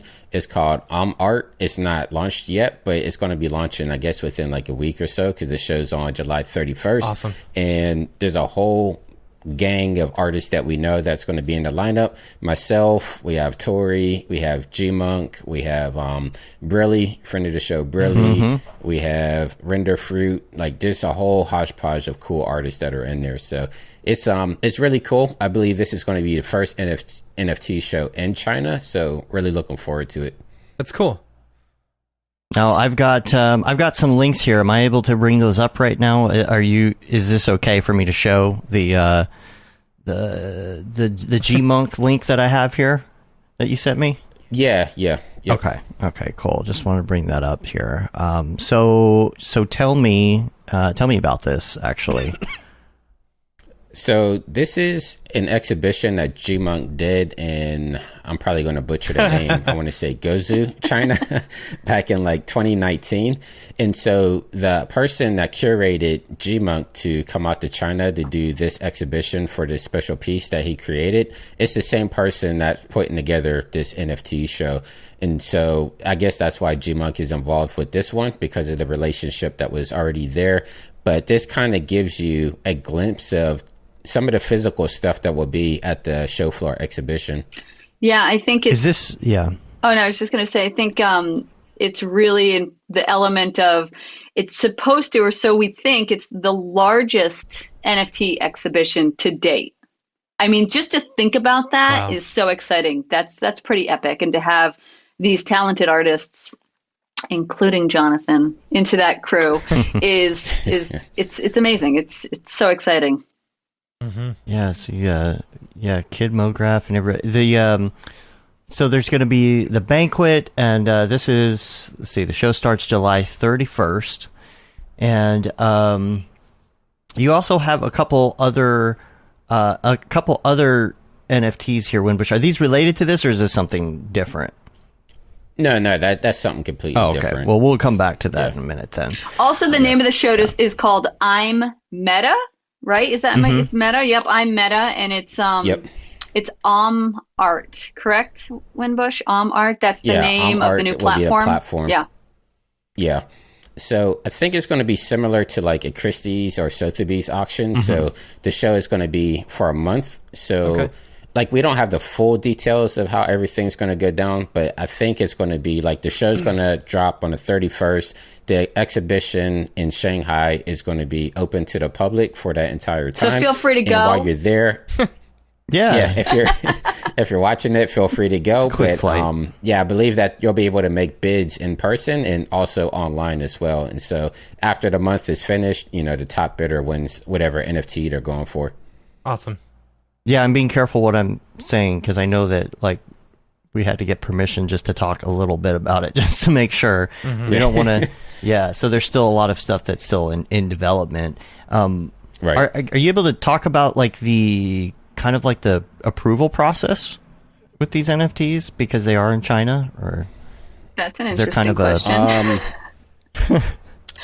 Yeah, I mean, the only thing I could say probably is for all the artists that were involved, we had to send our work ahead of time, because everything has to be approved through the committee first. I'll just say that. And there is a process. Like, they don't want to have any type of copyright issues or anything offensive in the work and things of that nature. So it does go through a process of being looked over, and you have to give your explanation behind the piece and everything like that too. So it was an approval process. You can't just throw anything up there. They do go through it. And that's pretty exciting too, because you're just waiting. Did they like it? Is it accepted? So you get the double feelings of yes, it got through. Yeah, that's great. Oh, that's cool. And Tory, you've got Foundation. We'll bring that up here as well. People can check this out. Tell us a little bit about your Foundation pieces here. So my work is basically encompassing kind of everything we talked about, my background in fine arts, and then moving forward into the whole storytelling and stop motion. And what I decided to do was to take my traditional oil painting process, do some of the main parts of the painting here, the digital painting here, bring it into the computer, then finish it off with digital painting, and then do motion graphics to finish off the work. And my work is all about the story. So it's the way I can describe it is, when I first do my work, I'm in this part of my brain, which is oil painting. It's not about, if there's too much information when you start, it's you can your brain kind of explodes. So with this element, it's I am oil painting. It is me, and I am collaborating with the materials. I am, having this really intimate, conversation with the materials, and I am limited to what I am capable with my hands or with the paintbrush I'm using or with the medium I'm using. Yeah. And then when I take that and I bring it into the computer, then another part of my brain, because the painting is about emotion, color, composition, brushstroke, and what I'm feeling. When I get into the computer, it's about how am I going to build a story around my pieces? I want a message. I want people to get something out of my work. And I also want them to go, oh, wait a minute. Whoa, I didn't see that before. Hey, this is telling a story. And so then this other part of my brain, which is like strategy and just storytelling. And also now I'm not limited by my materials or my hands. I have a computer, which is like, oh, that didn't work. I'm just going to undo that. And I can really hone and refine anything I want. So that then the digital painting aspect comes out, the story painting aspect comes out. And then when that is ready, I move it into the motion graphics and I give it a small element to kind of bring that whole story to life. And so you can kind of see my work. I have Just Like the Real Thing, which is the gun you were showing. And it's talking about how we're like indoctrinating children early on. And we're like, hey, let's show you how the gun works. And actually children died shooting themselves in the mouth with this candy. So I thought this was a good message. And then like the Do Me, Be Me with the Barbie-esque dolls and, just talking about how the first doll, Lily, was made from men and actually sold at smoke shops and then given to little girls. Mattel bought them out and was like, why don't we give them to our daughters? So the first, it's Do Me, which is the men and the dolls, and then the Be Me. Now let's give it to our kids so they can be just like them. That kind of like theme. And then the first one's called Gaslighting with Cop Car. And then the other one is Gay Marriage, and just about how we're still on processed film while everybody else is in the digital world. Like we're still behind, we're still working on equality. And then my new drop that's coming, very excited about it. It's going to be another part of the Gaslighting series, and it's going to be about an ice cream truck. And the ice cream jingle, and about how it's riddled with racism, and there's the whole story behind it. And I'm going to again build a story around this topic within my painting. I've already started my oil paintings. I think I sent you a little quick video of that, and it's just showing an ice cream truck being painted. And that's like I just started it yesterday, and I'm building the story. Yeah, I got that right here too. This is going to be like this has been me doing research on this whole topic, and everything has been really emotional. Everything I've done thus far has been really emotional, but it means something to me in a different way, because I feel like this is a huge message. People need to know how deep racism is in our system, and this is going to tell an interesting story. That's great. And when do you think approximately you're going to drop this? I think maybe in about 2 weeks or so, 2 or 3 weeks. Okay. I love that you add in, like, now having talked for the past hour and a half or so, I love that, like, I know kind of your background and your history, and seeing that also come out in your work, as well as, like, it's not just, it's a story that you're telling, but you're telling it also from your point of view and the background that you've had. I love it. I absolutely love it. Like, having worked for Hasbro, and painting toys and stuff like that, and then seeing that come across in these, I think that's so rad.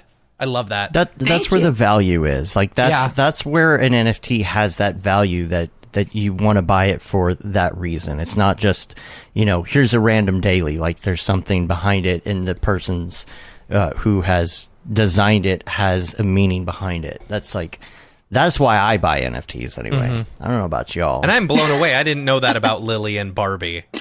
Oh, yeah. Well, that's another conversation, you know what I'm saying? Yeah. Winbush, you got some links as well here to a couple things you got going on. Tell us about these. I got this one that's Rest in ETH. I do, but real quick, back to Tori's story. This is the big reason why I wanted her to come on the show, because her history and her background, especially going into her NFT work, it's a story that I felt needed to be told. So I'm glad she had this opportunity to chat with you guys and really get that message out there. And I can't wait for her next NFT, because that one is going to be really powerful, like the whole backstory behind that. I mean, it's insane. So hats off to you, Tori. I can't wait for that drop. Hopefully I can afford it. Thanks, man. We were talking about off the air, Winbush and I were talking about the fact that did you have trouble getting on a platform at first? Dude, when I started, and I don't think I started in like the end of March or something. And I knew the value of, because my mom was a craft person, and I knew the value of getting accepted into something, whether it be by an artist or by some kind of group of people, a community, because it was weeding out certain kinds of work and focusing on whatever their deal was. And I applied to every platform more than once. And the only one I didn't apply for was Foundation, because it's through the artist. So I just had to like continue showing my work to other artists. And after like 5 or 6 weeks, actually 2 women went to my DM and were like, we need more women. Your work is really cool. You're a mother. You're hardworking. We want you. And so it's really awesome. And I'm just continue trying to pay it forward with women, because A, I am one, and B, I feel like we need to like really have a bigger presence here. And it's just been crazy that, and then, finally I got accepted into Maker's Place just 3 days ago. And I was like, wow, it's like, after all this time, I just keep applying. And I think that's a really important message to tell, that if you're rejected, isn't there like a saying out there? You're rejected 1,000 times. All of the famous people out there have been rejected. You just have to keep doing it until you get what you want. That's right. That's the line from who was it? The Three Stooges. If at first you don't succeed, keep on sucking until you do succeed. That's my motto. That's mine too. Yeah. That's crazy. Yeah, it's just surprising, because it's like, hey, Oscar winner here. Come on, right? Like. Yeah, not to put anybody down too, but like just seeing a lot of the artists out there that were killing it, and I'm just like, Tori saying like she couldn't get on Super Rare or Maker's Place or whatever, and I'm just like, what's going on? Like, so she definitely needed to get her story out there and get some eyes on her work, and I'm happy she got on Maker's Place. I mean, that's huge. Yeah. So, well, I'm congrats doing to you on your success. I'm doing the China show because Winbush was like, I want you to come with me and do this. And I was like, this is my brother right here. My younger brother. But I've never actually. Not by that much. But like a month. But whatever. Yeah. Cool. Well, Winbush, I know you're a little short on time, so I want to make sure we show yours too. Tell us about this one right here. You sent me this link. So. Yeah, this one, Rest in ETH, I sent that to you because this is by Mixtus, and he is actually one of the curators for this show in China. He's a teacher here at the Laguna Beach Arts College, I think it's called. But yeah, I wanted to make sure he got some shout out in the show as well, just because he helped curate all the artists that are going to be, at least from the state side, that are going to be inside the show there. And I just saw that he dropped that on Foundation, I think yesterday. Awesome. So I sent you that link just so we could try to get him some shiner here as well. Cool. Gotcha. That's awesome. And then you've got this one too. You got a tweet here. Tell us about this. Yeah, so this is actually from the Wild Sun Collective series. You guys spoke on it a little bit last week. It finally dropped the other day. Oh, this is okay.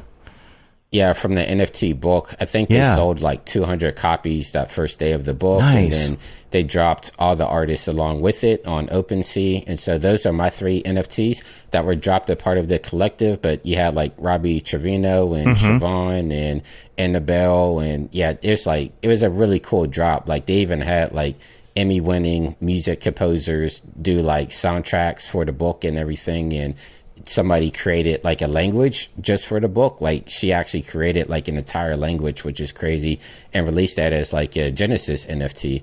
And so the collective itself, I would say check it out. It's the Wild Sun Collective. A lot of really cool work in there. They even had like somebody that draws maps for a living, like hand draws maps. Like she created, she created like an entire map for this fictional world. So a lot of cool NFTs in there. That's cool. That's awesome. That's super. Yeah, cool. we're gonna try and I think there's gonna be some other books. We're gonna try and do a special on some NFT book stuff. So that'll be fun. Yeah. Oh, and it was a good success. You know? Look who's here. Looks like your dog's here. Hey, how's it going, everybody? How's it going, Good. Matt? Here you going on vacation soon? I am. Yes. Yeah, it's still hot out there. It's the It is. dog days of summer for sure. Oh. Yeah, I came by just to wish you a happy vacation. Maybe I can take over the show while you're gone, you know? You're That'd more be than a welcome to. Yeah, a new breed of podcaster. Oh god. Yeah. So, actually, I'm going to take some time off. I think I might go, clean up the house, maybe go clean up the attic, look through all that stuff. I'm a little scared, though, because I heard there's some Cat 5 cable up there. Anyway, yeah, have fun at Disney World, and don't do anything goofy. No. Oh, man. Bye. Wow. Anyway, had to come up with something, twice in 1 week, right? Right? It's hard to do. It was Got to good, keep Dave. these puns. It was good. Well done. Keep these puns man. going, Right. Eventually, you're going to run out of dog puns. I know. I'm gonna have I to was figure going to say, something how out. long does it take you to think of these every week? I don't can't know, I imagine usually write very them before long. the show. I mean, yeah, how long? There you go. Cool. Well, Winbush, thanks for dropping by and saying hi to us and Yeah. talking about some NFTs for a while. And I'll hook up with you after the show. We'll talk for a little bit. And you want to outro us, Matt, and we'll get back to the show. Yes. So if anyone has any drops that they are releasing for the week, feel free to email us info@mograph.com and we will show them on the show. Otherwise, we'll see you in a couple weeks. Yeah, get back to couple the show. weeks. All right. Woo! Yep. Support Tory. Is this the fucking mic drop? This is exactly what I should be doing. Oh my gosh. So much to take in. Thank you so much for being on Tori, with us. Thank you this for was having an me. awesome show. Yeah. Oh Yeah. my Like- god, this was so fun. This is my first show, so I'm now everybody past this. I just hope they can, Starting the rounds. you know what Yeah. I mean? Hope they can hold Totally. up to it. Stand up I to am your so standards. excited. You've got to keep us updated on when your drop is specifically, Yes. so that we can talk about it on the show. Because I'm so excited to see how it does. I'd like to bet on it, but I'd like to think that I don't have enough ETH Yeah. to buy it. Well, But I'm I- excited about it, and I would love to come back on and just talk about duct tape again, if nothing else. Sure. Yeah. Because Absolutely. I'll prepare some duct tape, presentation. Sure. You're gonna have to come by and see us at camp since you're Yeah. up there. Come stop by. and Send say me the hi. information. Send me the I will. information. Yeah, I will. that would Come be check really out cool. the scene, and maybe we could get you to do some stop motion stuff at the next one or something. Yeah, because you heard I'm really good at doing actual stop motion right. animation. I'll be like, okay, Or- guys, this is how you do it. Do you do any Or 3D printing painting. at home? Yeah, that's a good No, question. I don't have No? a 3D printer. No. Really? Yeah. Huh. You Well, know, maybe I some feel painting. like I explained this to one person at one time is like I've been so professionally fulfilled. I don't need to take that stuff home with me. You know what I mean? Like Yeah. I yeah. could yeah. Great, never though. I couldn't even equal the technology I had my hands on at home. So I would just be like, Yeah. what is this Yeah. little string machine? It's like, oh, it made me a little flat. I'm like, oh, it's okay. Yeah. Where's the face? Where's the 3D color printed Yeah. face?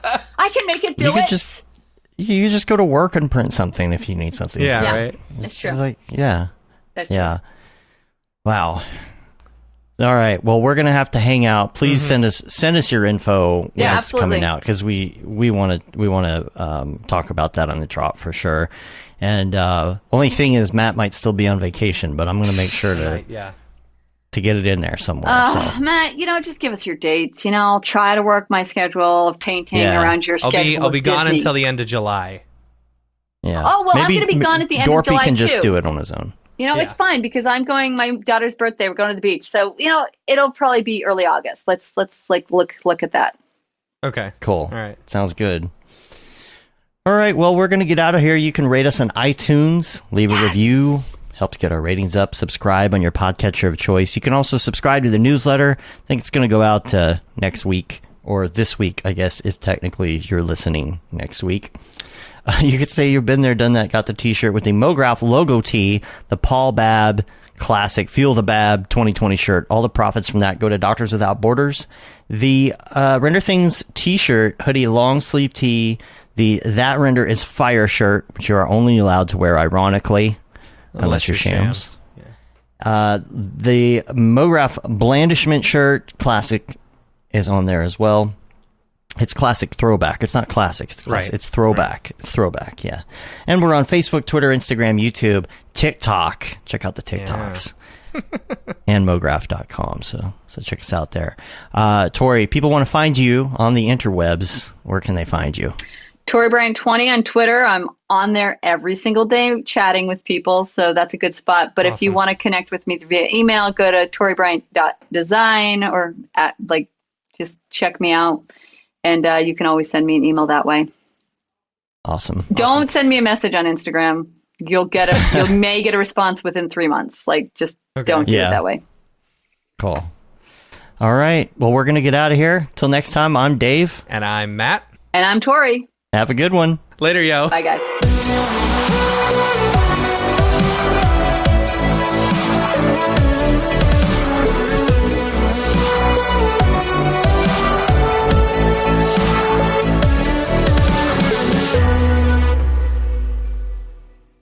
Pretty good, I guess. Mograph.com, an online resource for motion graphic artists. Start your week with the Mograph podcast. Industry news, interviews with your favorite artists, and terrible humor. Watch live shows and interviews from Mograph events like NAB, SIGGRAPH, Half-Res, and local meetups. Our Mograph Talks feature live demos and motivation from artists all around the world. Sometimes you gotta make stuff that you're not gonna put on your reel, and I'm not here to judge. What if Rick and Morty show up for the countdown at midnight? That's where I peaked in life, in my career. We gotta stop this thing, Rick! It's gonna kill us all! Hear from the people that create your software, design your render engines, and artists that are changing the face of modern motion graphics. You get that render done. Yeah, you better frame what? Mograph tutorials and online classes will teach you about Cinema 4D, After Effects, as well as other popular software and render engines. Throw in the HDR Studio, take the render settings, pick the HDR, put a reflection, and gorgeous. Branch into new software. Learn time-saving tips, techniques, workflows, and lessons that'll keep you up to date in the world of motion design. Oh, brother, those are some of my favorite elves. I love projects that scare me. When our art director comes to us and asks for something that I had never done before, man, it gets me pumped. Join the conversation in our live sessions. Check out our plugins or join the hundreds of daily active users in our Slack channel for technical help, advice, contests, or just to joke around. Real nice banana. Ah, that's so funny. All right. I'm going to live forever. Subscribe today and get the latest updates on our YouTube and other social media channels. Take all your dreams and just do it! We don't care how you get here, folks. Just get here. Subscribe to Mograph.com.